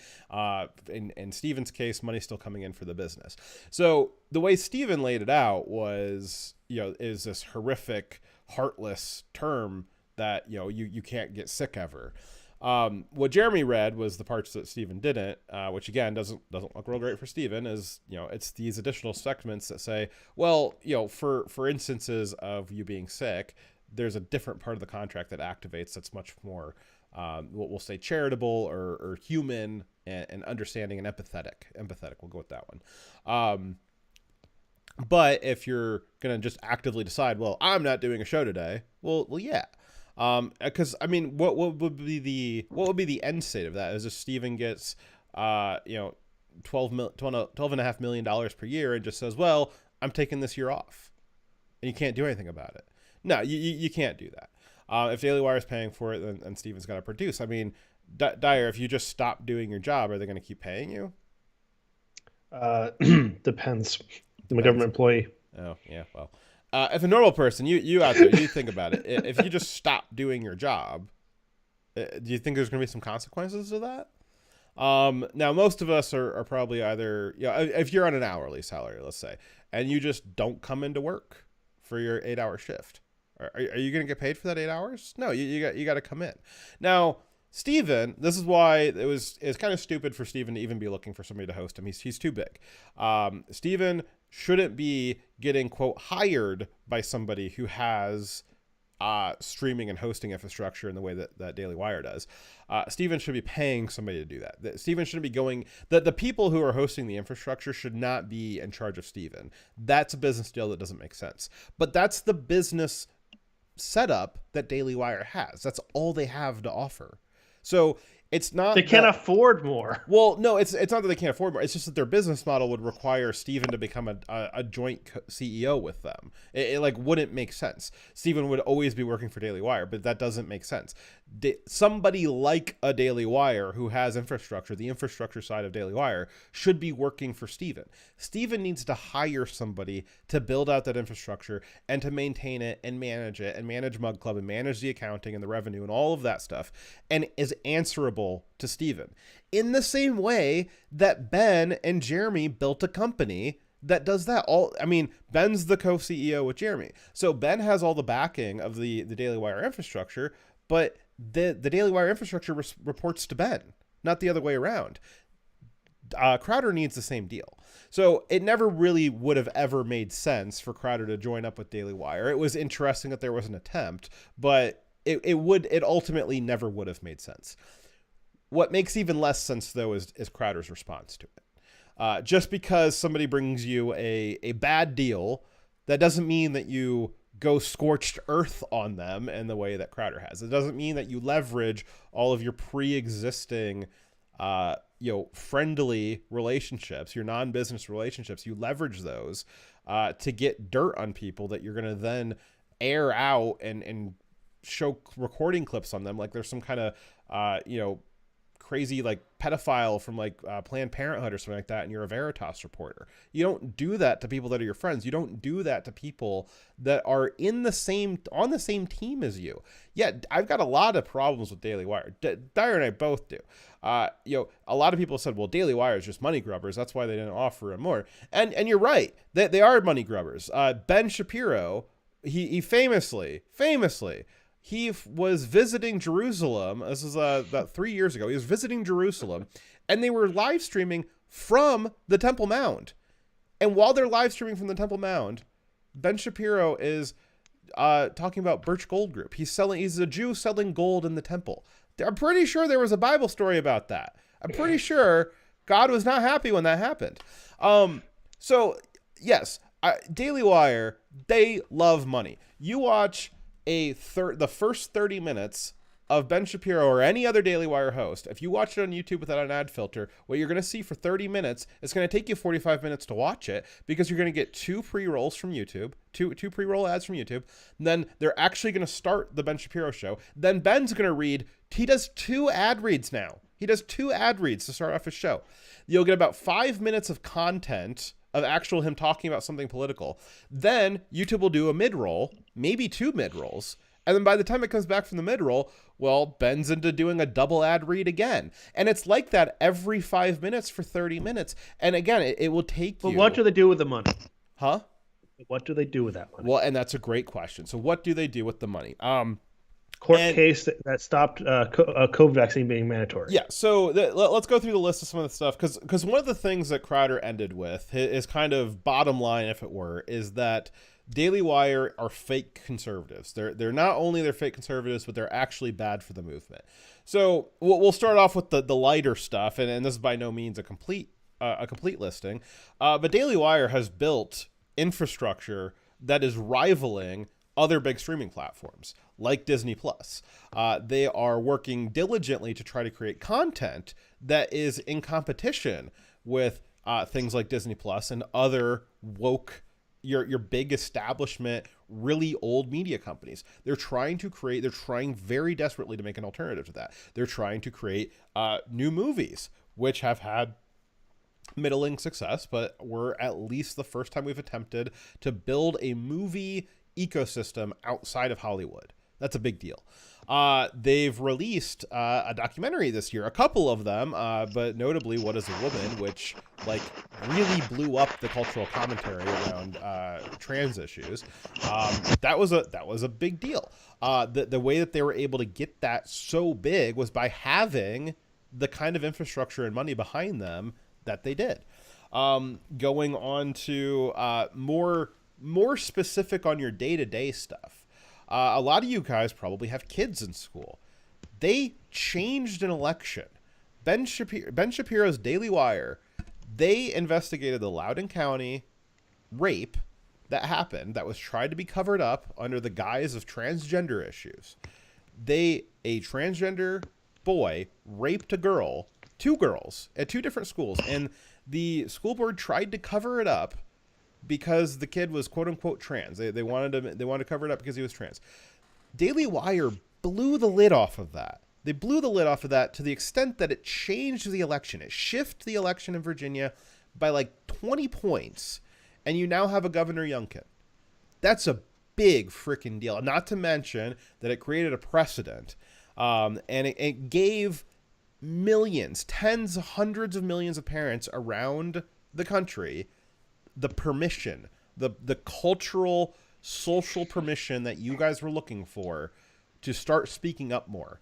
There was now examples of both parents doing that and examples of them being successful doing that. No longer did you, even if you felt like, wow, I really want to stand up and talk about this, but I just can't because I don't know what the people in my community are going to say. Because of that story, you now know what the people in your community are going to say, and you know they're going to back you up on that. And you now have the permission to go ahead and do that and protect your kids. The Daily Wire did that. And I would say one of the biggest ones, something that affects me personally, is the Daily Wire court case against the OSHA vaccine mandate. That prevented now probably not hundreds of millions, because hundreds of million people did get the vaccine, but it prevented tens of millions of citizens of the United States from being fired from their job because they refused to get the vaccine. I personally did not have to get the vaccine because of that court case. It was absolutely hilarious. My big freaking almost a Fortune 100 company that I work for, they sent me an email saying the new OSHA mandate says that you have to get the vaccine now. So you're going to have to get the vaccine now. You might, there's some people out there with some rumors that this isn't actually legal. They're wrong. Our lawyers have looked at it and it's absolutely definitely legal. And you don't really have any legal recourse to say that you don't want to get it. So you need to do this, or you need to submit some kind of, your 2 weeks or something like that. I was staring down the barrel of, do I like my job more than I want to not get the vaccine? And even if I did, is there anywhere I could even go after this where I wouldn't have to get the vaccine anyways? I was in a really tough spot thinking about whether or not I was going to have to do that, and what that would mean for my future.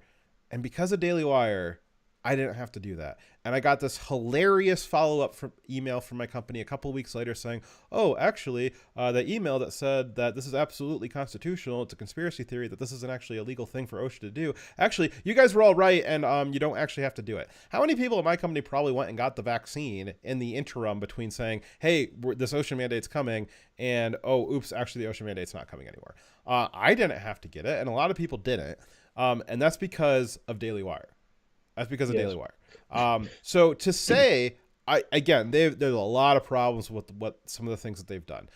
There's a lot of individual things that I can say where, wow, that's problematic. I would say Candace Owens laundering Kanye West into conservatism, and then Kanye going insane, as he's well known to do. I'd say that was rather damaging. I would say I don't really like the model that the Daily Wire has of, essentially 2 parts advertising, 1 part commentary every now and then. That's a little problematic. But to say that the Daily Wire is an enemy of conservatism, that's a little bold. That's a little bold, and the evidence just does not. It does not follow. It does not follow. So Daily Wire does follow the structure set out by our adversaries, showing that companies that make culture and companies that spend lots of money on political gains, that they're able to make differences in society. They can move the needle by having enough money and having enough cultural influence, and that's what they're doing. And they had to be successful business-wise so they can be successful in the cultural sphere as well. So when all those good things they're doing, that took lots of money and a lot of investment, and some of those things are investments with no money back, right? They didn't earn money off that court case. So they have the concern of every time they make an agreement with someone, they're going to pay a salary, that if they can't actually pay that salary, then the company is going to fail, and all the good things they're doing, fighting the good fight for conservatism, those things will fail too. So they're being responsible by ensuring that they don't agree to something that they can't pay. I think, honestly, they cannot pay Crowder what he's worth. And like you said, he should be his own company that is paying them for their services they could provide him. And that would help him then monetize himself the way he needs to. But yeah, so what bothers me the most is that this is so unnecessary. There could have been a conversation about getting a better contract if he wanted to with them. They could have done that. I think in the end they would have decided they couldn't afford it. He could have had a conversation about what kind of contracts were providing young creators and how to monetize. They could have done this even publicly without trying to tear each other down, or more Crowder trying to tear them down. That's not helping the movement.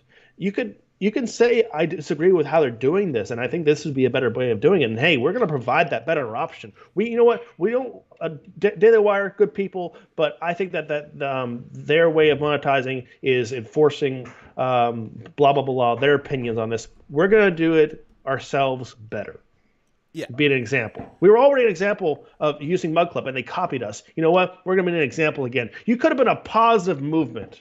This could be a positive movement where he showed people how to do things right by being an example, but instead he's trying to tear down another company that has done so much good for the conservative movement. And I think that their intentions were not bad.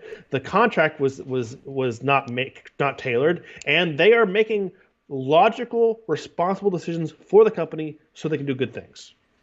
Yeah, and I mean. So there's some blame to be thrown around, but at the end of the day, the aggression in Crowder's response is completely unwarranted. There's no need for that. The timeline of when and how much money he was asking for matched up with when he started planning this out doesn't look good for him. And I'm surprised and a little taken aback and a little disappointed in that this is how he chose to respond. How you guys respond individually, I know there's some debate in the chat as to some of the points here, and that's fine. I think that I think that there's room to be on either person's side, but I don't think that there's any value in following Crowder's fight of down with Big Con Daily Wire. I don't think that that's going to be an effective use of our resources and momentum over the next 2 years. I think it's unnecessary. And it's disappointing that's the route that Crowder wants to go. I don't like how it affects Crowder as well. I mean, I don't like that it's going to affect him negatively. I don't like how it tears him down, just like I don't like how it's tearing down Daily Wire. So would you guys rather Crowder spend the next year talking about, like, would you guys have rather this week Crowder talked about the Biden classified documents, made some jokes about that, done some sketches? Would you have rather have him do that, or would you have rather had him waste a tremendous amount of time and Daily Wire waste a tremendous amount of time, fighting back and forth with each other? And it's what's of value, regardless of who's right. What is of value to the conservative movement? And I don't think that this week Stephen provided a lot of value to the conservative movement. As for these contracts with young up-and-coming creators, the part of the call that Crowder played from Jeremy was Jeremy talking about how basically the new young up-and-comers, they're going to be Jeremy's wage slaves for a couple of years. He's going to give them all kinds of assets, equipment, infrastructure, consulting, all this kind of stuff, and they're going to be his wage slaves for a few years, and then they're going to leave, and they're going to be beyond famous, and they'll have the rest of their lives to do that. If that's not an unheard of idea, by the way. It's not unheard of, and I think that's not wrong. I think that's probably a good thing. How else would you do it? How else would you do that? If Dyer and I didn't have other jobs that we were part of, and we really wanted to take this whole thing, this Direwolf Media thing, full time and really commit to it, what route would we have for becoming the size of even one of the smaller Daily Wire creators? What route would we have for that? That we wouldn't have a route for that. And creators like Crowder, well, they didn't have a route for that because Crowder worked for, first off, don't forget, Crowder's family was a Hollywood family. Maybe not loaded, but they certainly had relationships with people in media and entertainment, and knew who to call and knew how to kind of do stuff. That's of a lot of benefit when you're getting started out in entertainment rather than just jumping into it because your dad's a plumber. You're going to have a little bit of, more experience with how to get those sorts of things going. We would call it a privilege, perhaps, or perhaps the left would. Not that that's a problem, but just Crowder had a little more leg up than what we would have on how to get that sort of stuff started. He also then went on to work at Fox News, which it sounded like he didn't enjoy that, but it also, by his own admission, it gave him some clout and experience that was much needed to move on to his next step. He tried to strike it out on his own little podcast for a little while. It worked decently well. But it wasn't until he joined up with CRTV and then The Blaze that Mug Clubs really exploded. I remember watching when they went past 1 million subs on YouTube.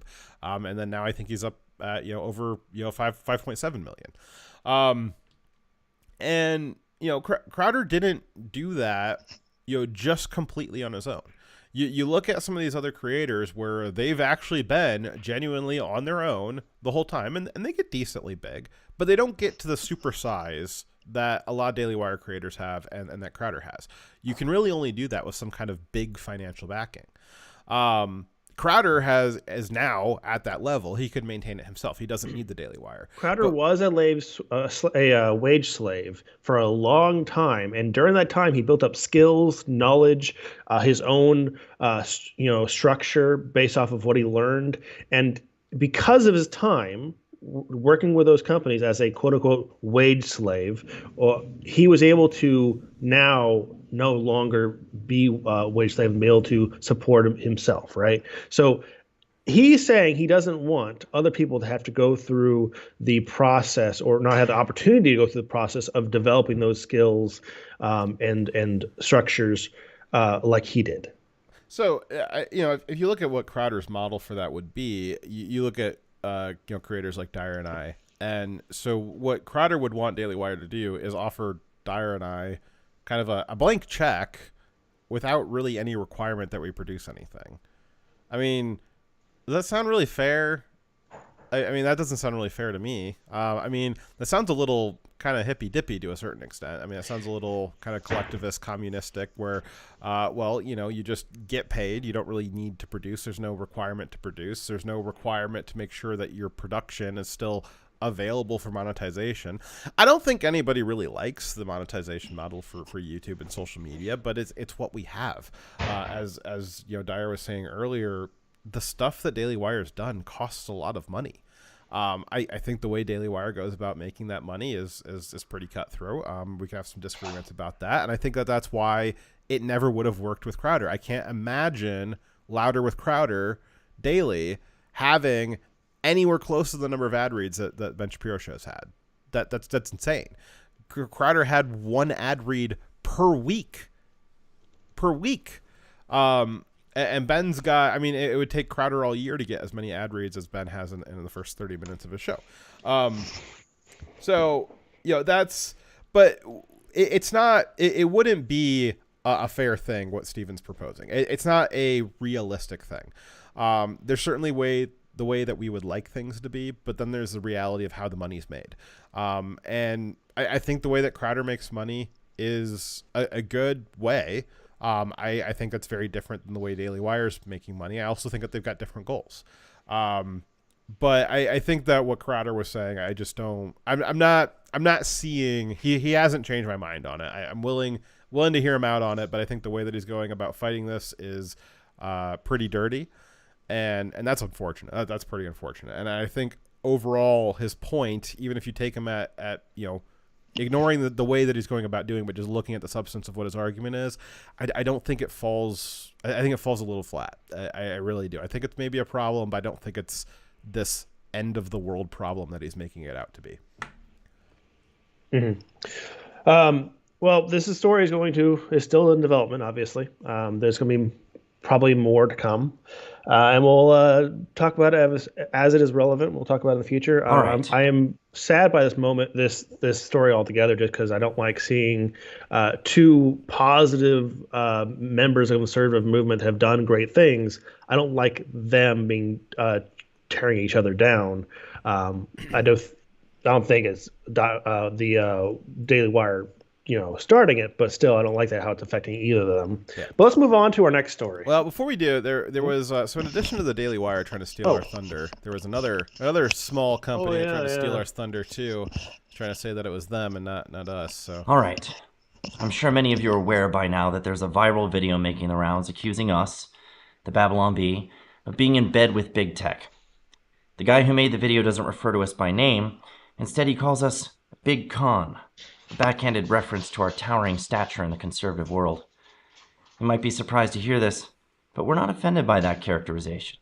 In fact, we're proud of our dominance. It took a lot of effort, not mine, but effort nonetheless, to get to where we are today. I'm sure that by now you've also seen the response from a little media startup called the Daily Wire, who awkwardly assumed Big Con was a reference to them. I know. I thought that was cute too. Anyway, I just wanted to come on here and set the record straight. We're not sorry for being the biggest and the best. We earned our subscriber with our joke, and we're certainly not going to be goaded into a conflict with allies unless we can think of a way to monetize it. We're going to get back to work now, so please share this video. Or don't. When you're this big, who cares? Alrighty, thank you, Babylon Bee, for that lovely side commentary. Alrighty, so, well, an interesting start to the year, but as different as some things are, some things have stayed the same. Which brings us to our next story here. Do you know there's riots in Atlanta right now? Gosh, when did that start? Did it start sometime around after some other big event happened, too? Some sort of election? Was there? That's weird. Yeah, it's weird. After the Republicans gained some modicum of political control, all of a sudden the riots are back. Woo! It's almost like it's you know, connected. It's weird. Alrighty. We just have a bunch of links here, and I don't know what they all go to. But let's click on them and find out. You put the links there, right? I didn't. I don't know. Did I? Oh God. Oh, that's not the link to that. Let's see here. Well, we have another picture. We've now entered the freewheeling portion of the show. We have another picture from Atlanta last night.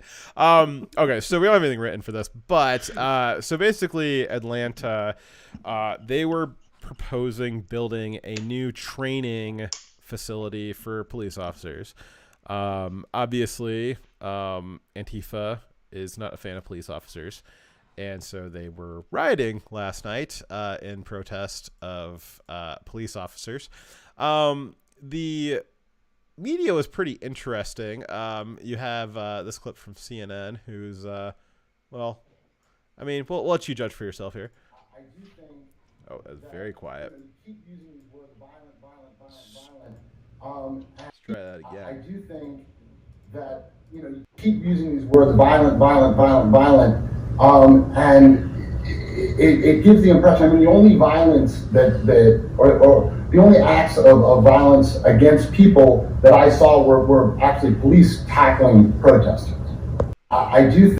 So CNN, the only violence was from the police, which, you know, I'm sure the police were the ones burning down their own cars there. That's, you know, as the police often do. So I don't know. I don't know if this is going to continue out more nationally. Do you want to talk about what kind of spurred the rioting, though? So I thought I'm not sure if you know, but there is an autonomous zone in. That's correct. There's also an autonomous zone in addition to the police in Atlanta, Georgia, and the police were doing a clearing operation to clear out these squatters who are trying to take over part of the city. And during that, there was a quote unquote protester who was shot by a Atlanta cop.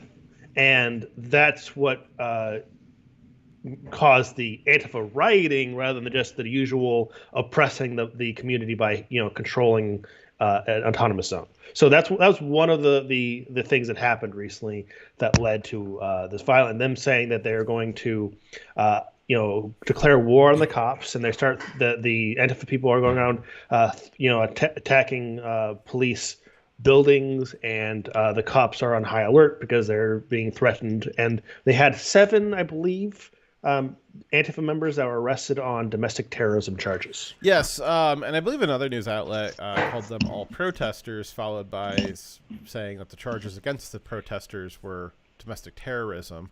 I think that there's a slight continuum between protester and domestic terrorists, where at some point, you're no longer a protester. Those are kind of not mutually exclusive. But what do I know? The other thing that they may have been rioting about was a statue that was recently revealed on National Bank Closing Day, also known as Martin Luther King Day. I almost every single year, I avoided it this year, almost every single year, without fail, for a very long time, would find that, I have to go to the bank today for some random reason, nothing in particular. And then I would be very dismayed when I got there that, crap, it's Martin Luther King Day and everything's closed. I still had to go to work though. Dyer didn't, because he's a government shill. Gosh, you guys are the laziest MFers I ever seen. You got like a couple days off for that, didn't you? We did, yes. Jesus Christ. Do you know how many days I got off for that? None. What? I was at work. I was at work paying your salary so you could sit at home on your bum. That's what I was doing. Anyways. Thank you. I forgot one thing about the police. When they shot that guy, they had actually shot at police and hit one of the police officers. So anyone was thinking, police officers, going in and shooting protesters, they returned fire when they were shot at. That's important context when the police shoot somebody, the context that they were shooting at the police. I don't know why I left that out. I'm sorry. So, back to Martin Luther King Day. One of the things that they might have been protesting is this horrendous statue that was unveiled on Martin Luther King Day. This is in Baltimore, I believe.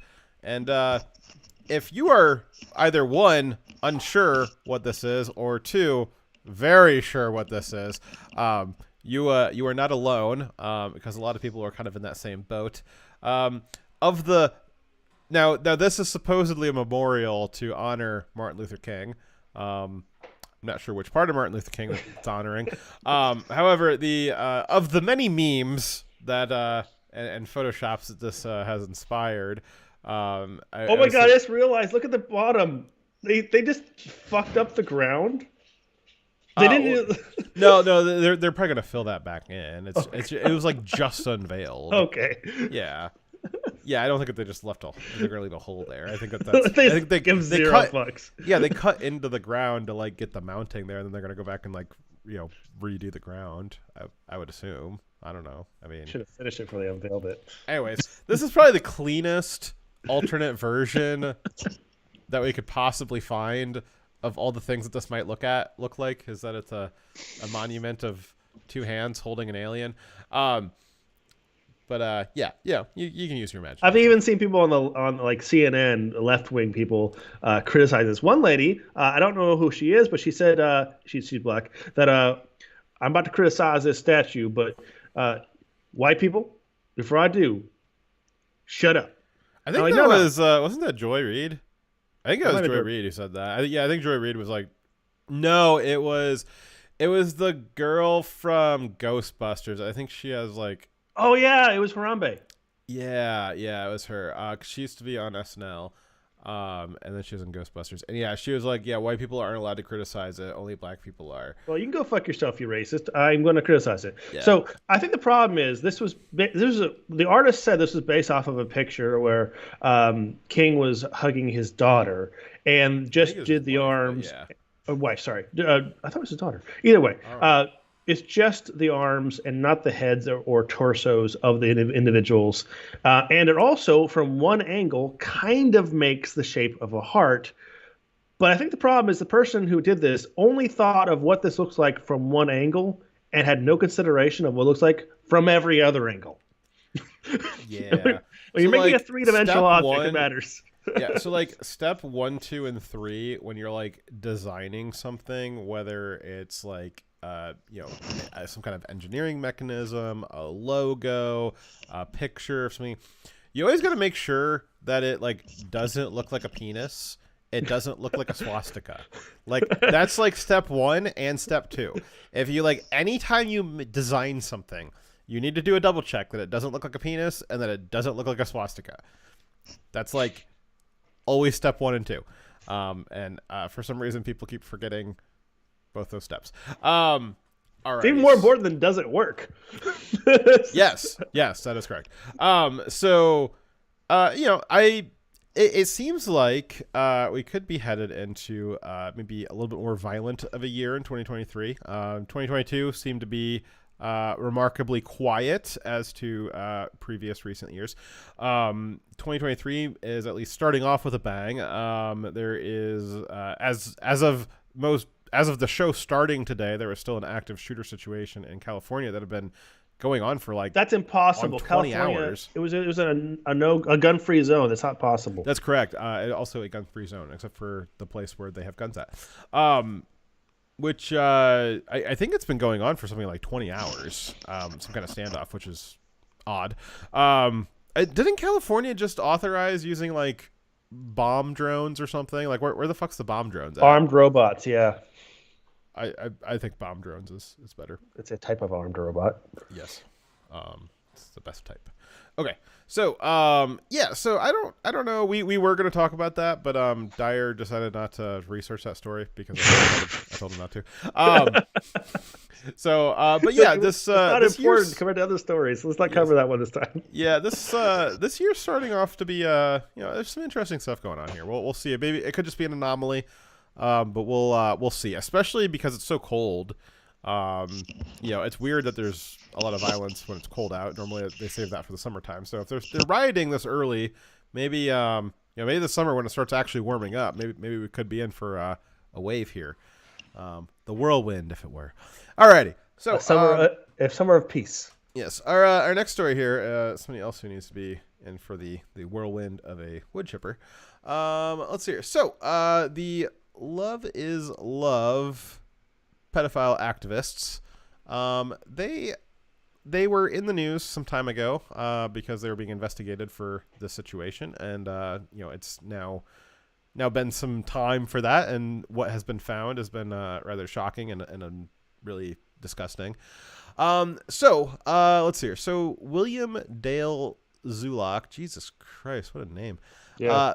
33. He works in the government, unsurprising. And Zachary Jacob Zulak, who's 35, he works as a banker, are a U.S. gay couple that were arrested for molesting their adopted special needs children. The focus of the story is not that they were gay, even though some on the left will accuse us of implying that if we report on the story.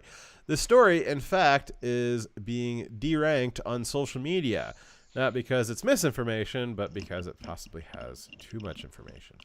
The focus on the story is that these two men were radical left-wing activists who argued in favor of normalizing minor attracted persons, or wood chippers, maps, before they were arrested. Before their arrests, William and Zachary were prominent LGBTQIRAPE ampersand onk KIDS plus activists in the Atlanta area. They marched in Atlanta Pride parades and in AIDS Walk in Atlanta on a regular basis. I'm actually surprised that the riots aren't about this. They would probably be at the riots if they weren't in jail. Zachary is also a huge Biden fan and a devoted supporter of Black Lives Matter, which is perhaps even more disturbing. Even more disturbingly, he supported a particular group of maps for children of color. That was a particular like niche group of activism. He has had some social media posts supporting that map group that targeted black kids. I'm kind of still on the jury is kind of out on the efficacy of gay adoptions, but the problem is that a lot of the advocates for that seem to be doing the thing that conservatives are worried that they'll do to them. It's not looking good for that. So Dave, you kind of, I don't know. It's not good. It's not looking good. Yeah, I mean, I didn't really have any strong feelings about gay adoption, but I do know that I would be a terrible only parent for a kid, and I'm glad I have my wife because she has the tenderness that I don't have. So you're telling me this is breaking news, guys. Dyer has no tenderness. She's just better than me. That's all I'm saying. More patient, kinder, gentler person than I am. She completes me. Anyway, so they have been indicted on 17 and 16. So one of them got 16 charges, one got 17 charges. I don't know which one's the different charge, but let's go with 17 charges by a grand jury, including, but not limited to, multiple instances of rape, creating and distribution of child porn of their kids, and the prostitution of their two young adopted special needs children to other men.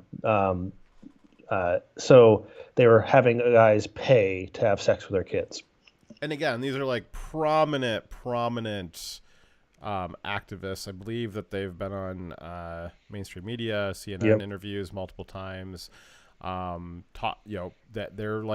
they were some of the go-to leaders in whatever that part of the movement is. They're currently facing 9 consecutive life sentences if found guilty of all charges. And I believe that this is an example of why, jail for life is a broken system. Someone like this deserves a wood chipper, and it would be far less expensive. Do you think someone like this is going to last a life sentence in jail? We're going to get to that. So they were part of a pedophile ring involving other men as well. Two of their co-conspirators. Do you remember back in the day when there used to be a conspiracy theory that there was a satanic pedophile cult that ran the country and was in prominent positions, and then it's no longer a conspiracy theory because Epstein was discovered? I remember a long time ago when I actually was not aware and did not believe that to be a true statement. And the world is very different knowing the truth. So these two men had co-conspirators. Among them were a 27-year-old Hunter Clay Lawless, good name for a pedophile, and 25-year-old Luis Armando. He's got a Hispanic name, Sanchez, something. Yeah, Sanchez. How do you pronounce that? Vizcarro,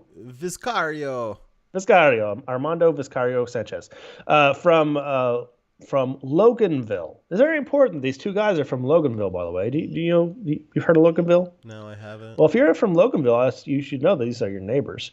And they met these the pedophile ring leaders on Grindr. Lawless, the son of a hairstylist who lives with his mother, was quickly released 2 days after his arrest and has been out on $25,000 bond since July 29th. To be clear, to the citizens of Loganville, a pedophile that attempted to pay to rape a 11 and 9-year-old special needs kids is currently walking free in your town. The more you know. Now, you might be asking, is Dyer participating in stochastic terrorism? And to that I would respond, Dyer can't pronounce stochastic. So the Zolox admitted to sending child porn to their sons that they made themselves while they were raping their kids, and they said that they admitted to sending this porn to less than a dozen people, which probably means more, but they said less. Their very large home was also seized under suspicion that their home was purchased with illegal money earned from their abuse of their sons. It's far likely, if they're arguing that this expensive house was purchased by prostituting their kids, that it wasn't done just a few times. Also, testimony from their court case revealed that their adoption of their sons was, quote, faster than usual, and that they had targeted an abortion of special needs kids. Oh, did I say abortion? Yes. Adoption. They targeted the adoption of special needs kids because they wanted to have kids that were easier to manipulate. Well, I guess if you were wondering what the LGBTQ plus activists are doing, well, it's probably exactly what you thought they were doing. Yep. So are we going to move on to our next story? Because I'm kind of running a little bit on time, a little bit low on time. Yeah, our next story is just all the stories. So we obviously missed a few things while we were gone. A few. A couple. So, it was pretty funny the first week of the year watching McCarthy fail, 16 times? Oh, it's a record. No one's ever failed as much as McCarthy's failed. No, it was I think it was the second most record. What? Yeah, it was back in the 1800s. It was they did 100 rounds, but yeah. So McCarthy, he thought that it was his turn to be the speaker, and it didn't take too many people because McCarthy, him and McConnell failed at their duty of getting a red wave elected during the midterms. They did a bad job at that, probably because McConnell spent at least $9 million against, I think it was Sarah Palin in Alaska and then Blake Masters in Arizona, trying to make sure that they didn't get elected.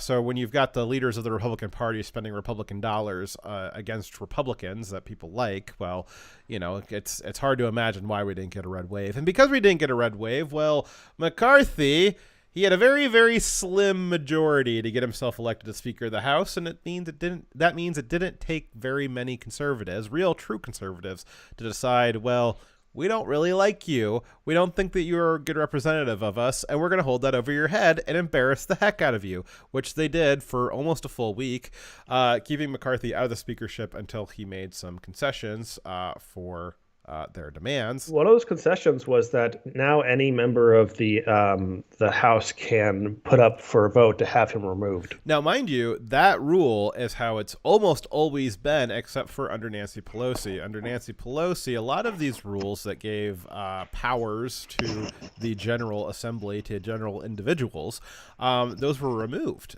to enshrine Nancy Pelosi in her seat of power without any kind of contention. So some of this was just telling McCarthy, hey, I know Nancy turned this into a queenship. You're going to undo that because that's what we do. We're not going to just keep this forever. The list of concessions, some of them were legislative in nature. We've already seen bills be brought to the floor, basically like abolishing the IRS and income tax, which was fun. I think that there was some about defunding certain parts of the FBI and all kinds of other things are planned to be coming to the floor soon. And this was a Fox prediction, not that it took any kind of special effort on my part. You will see, mark my words, over the next 2 years of the Republican-controlled House, you will see every dream bill, whether you're a conservative or a libertarian or just want a smaller government, you will see every bill you can possibly imagine, your wildest imagination, maybe even outside your wildest imagination, that will come to the floor. It will be passed by a majority of the Republicans in the House. It'll probably die in the Senate, and then Joe Biden won't sign it. And then in 2024, when we get Ron DeSantis in as president, and we have a 60 majority in the Senate and like a 300 majority in the House, because it's going to be that much of a red wave, and you will never see those bills come to the floor again. So I hope you like them coming out now and dying, and then when we've got control of all three branches, you'll never see these bills again.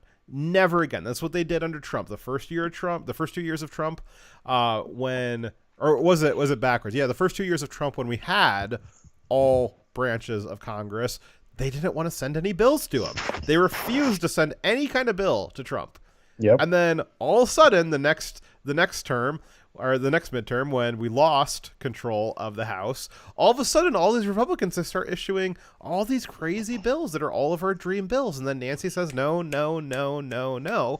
And, oh, well, we can't do anything because, we don't have a majority. Well, you didn't do anything when you had the majority. So get excited to see all your dream bills come to the floor and die in the next 2 years. And then in 2024, just be prepared to never see them again. That should be fun. Democrats did so much in such a short time when they had full control, and the Republicans had 2 years and they did jack shit. Yeah. And then in addition to legislative demands, there was also a lot of demands circling around committees. Dyer, if you want to talk about that. So we had Swalwell, and famously had sex with Fang Fang, the Chinese spy. I was getting to that. I just wanted to make sure we didn't screw it up like we did in the pre-show. Chinese spy. Words matter, all right? They do. And then also, is it Adam Schiff? Yes. Adam Schiff, the guy who lied through his teeth about Trump and basically everything else. So those two people were removed from the Intel Committee. Which they should have been on in the first place. Exactly. We also got Ilhan Omar was removed from her committee as well. I think there was one other person who I don't really recognize was also removed. And then a lot of your kind of MAGA Republicans, the newer ones, they've been issued certain committee positions that they wanted, which was nice. So hopefully we'll see some nice investigations, which, like I said, they'll end up probably going nowhere, but it'll be interesting, certainly. Alrighty, and then we found out some information about, the CDC relearned that they found out some information about the vaccines, and I think that all we can say about that is that there was a report released that said that the CDC is, or I think it was the FDA, is no longer recommending vaccines for those over 60 due to cardiac complications.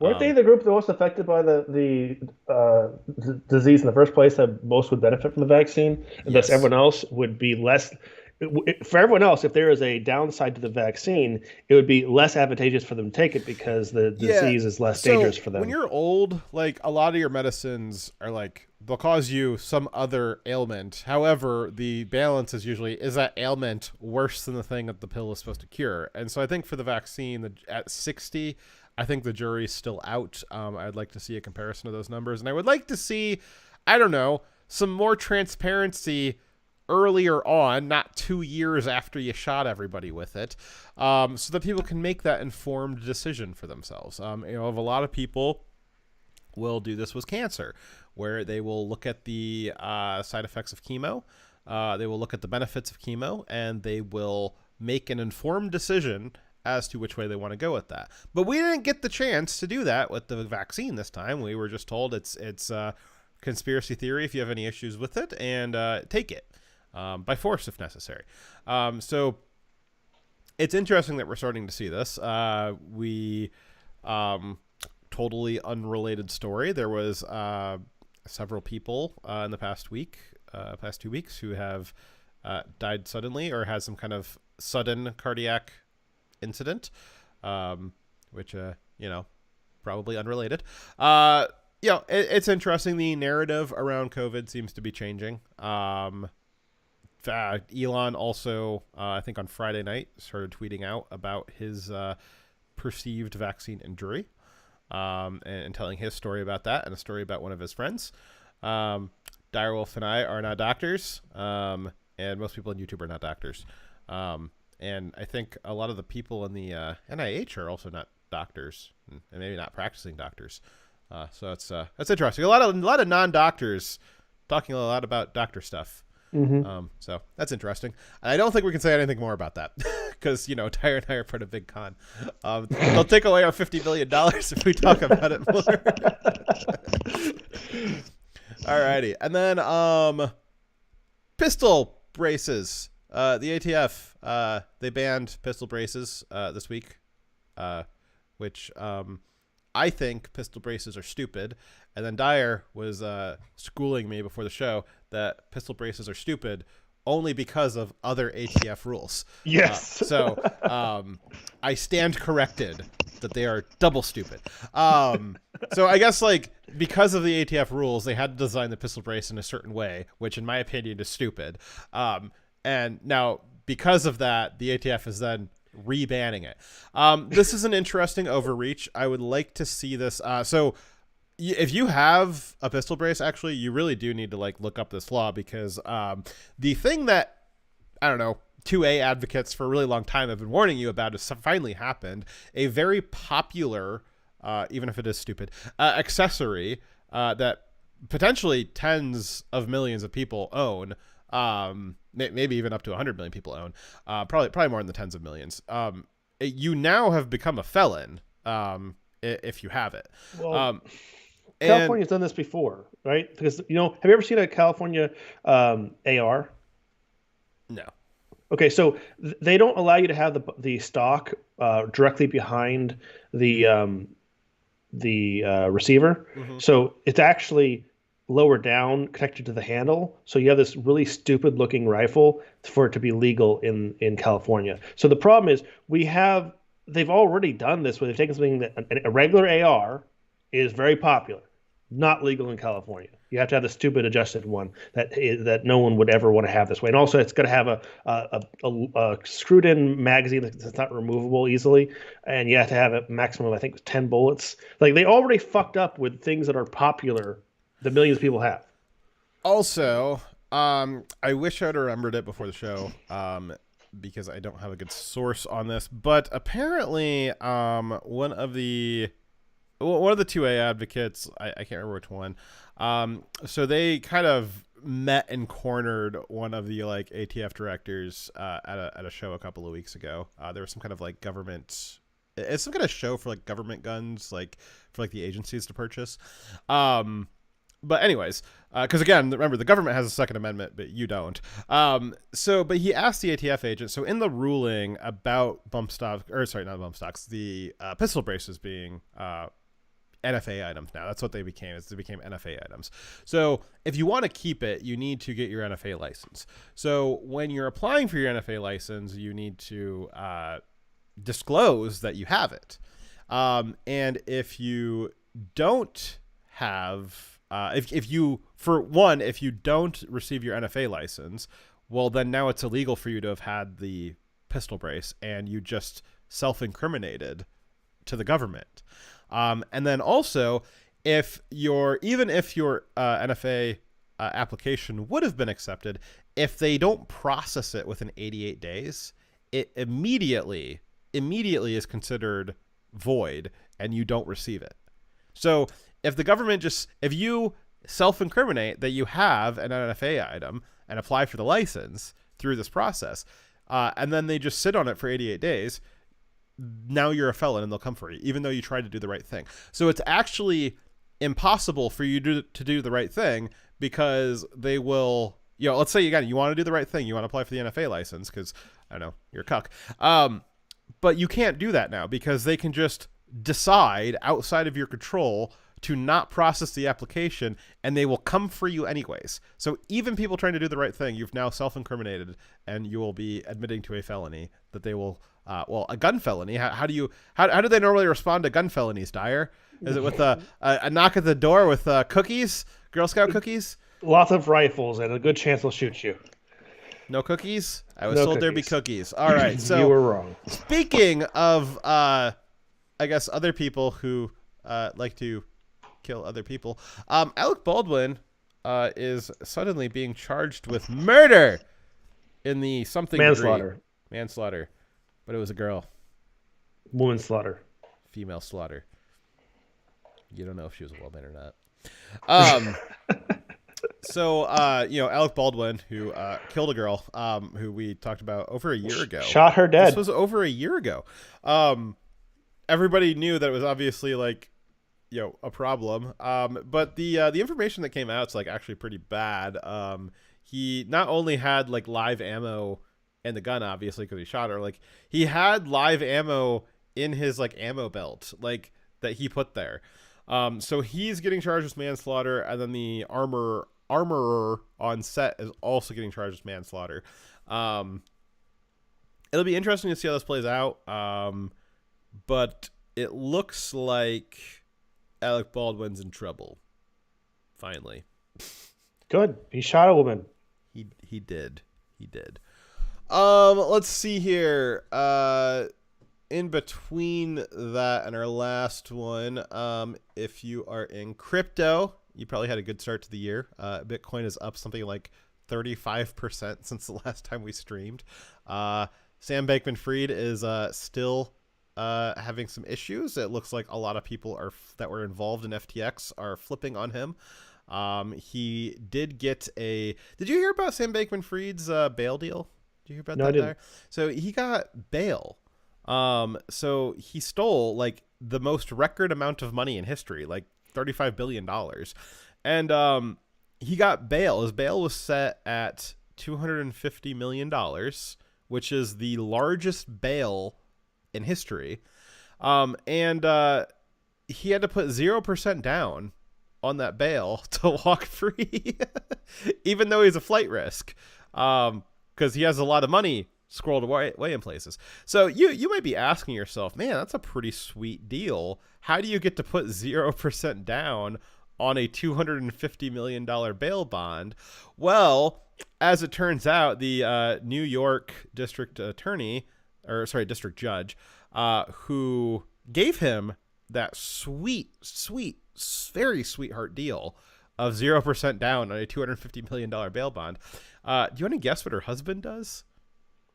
What? He does mergers and acquisitions, and their company that does mergers and acquisitions just helped last June FTX merge and acquire BlockFi, which was a mammoth other crypto company that FTX inherited, and the fees generated off that mergers and acquisitions were probably pretty substantial.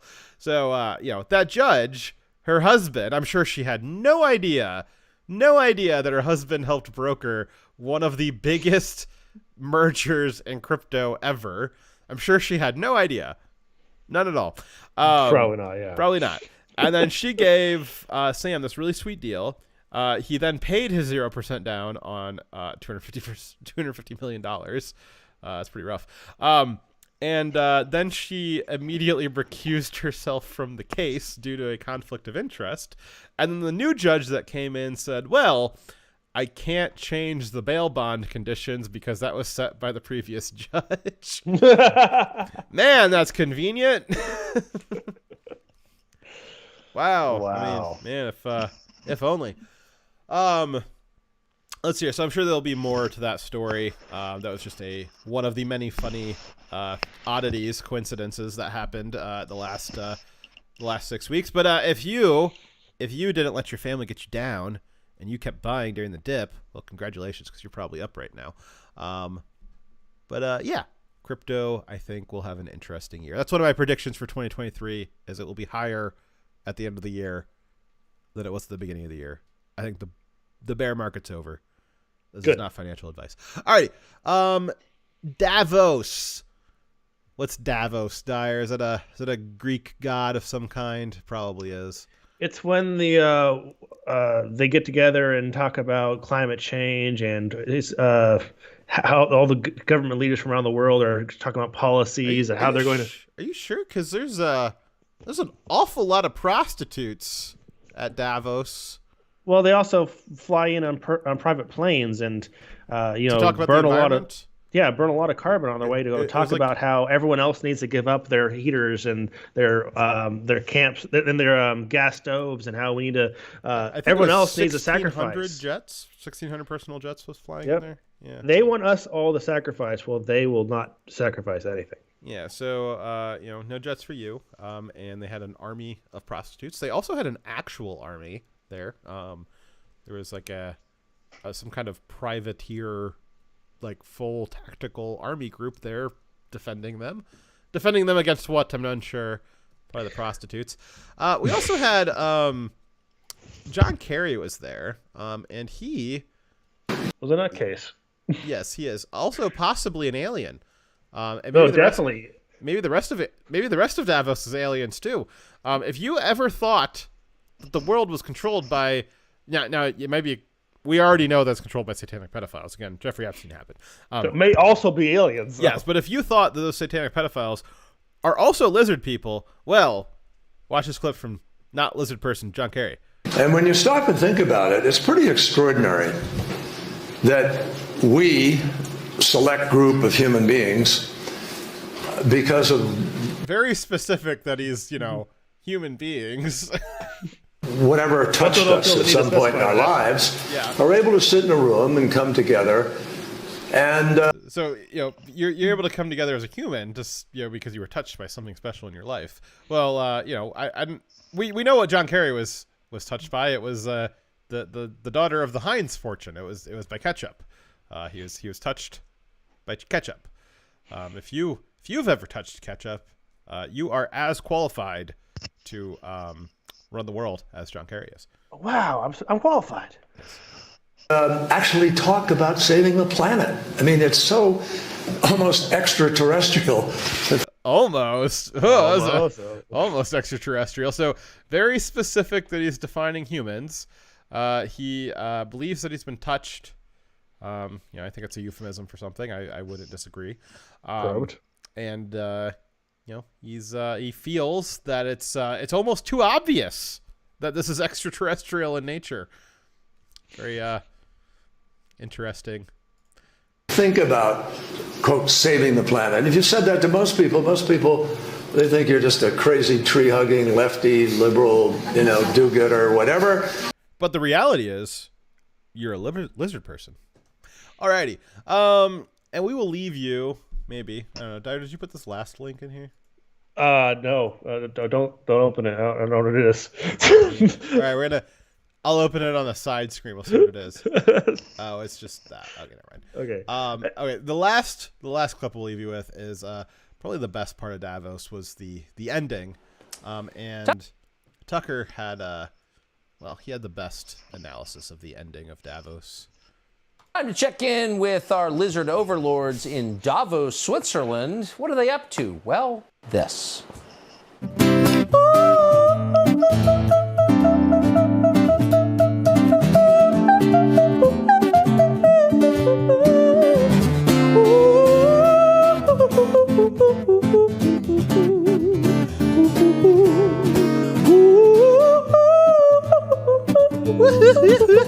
Oh my God. Come on, Dyer. Everybody's doing it. Thank you for watching. Yeah, those people run the world. Okay. And Tucker's response to that is as appropriate. Sometimes things don't require a intellectual response. They just require you laughing at them. Yes. So when they tell you who they are, listen. He told you he's an alien. Told you he's an extraterrestrial, Dyer. Alien's offensive. It's a term the white people use. Yeah. If you're offended by the word alien, it might only be because you are an alien. Yes. 9 out of 10 aliens are offended by being identified as such. All right. Well, it's been fun, guys. I need to go to bed soon. Got work tomorrow. So we'll see you guys next week for another show. It's not a special holiday for Dyer. He actually has to go to work for. Everybody clap for Dyer. Yeah, I got to do my job occasionally. Oh, God. Oh, all right. All right. Thank you guys for watching. It's good to be back, and we will see you guys next week. Have a good week, guys. Darryl out. Trevize signing off. And I do remember where the end stream button is. Do you even know how to sign off? I do. I remembered to say it, and I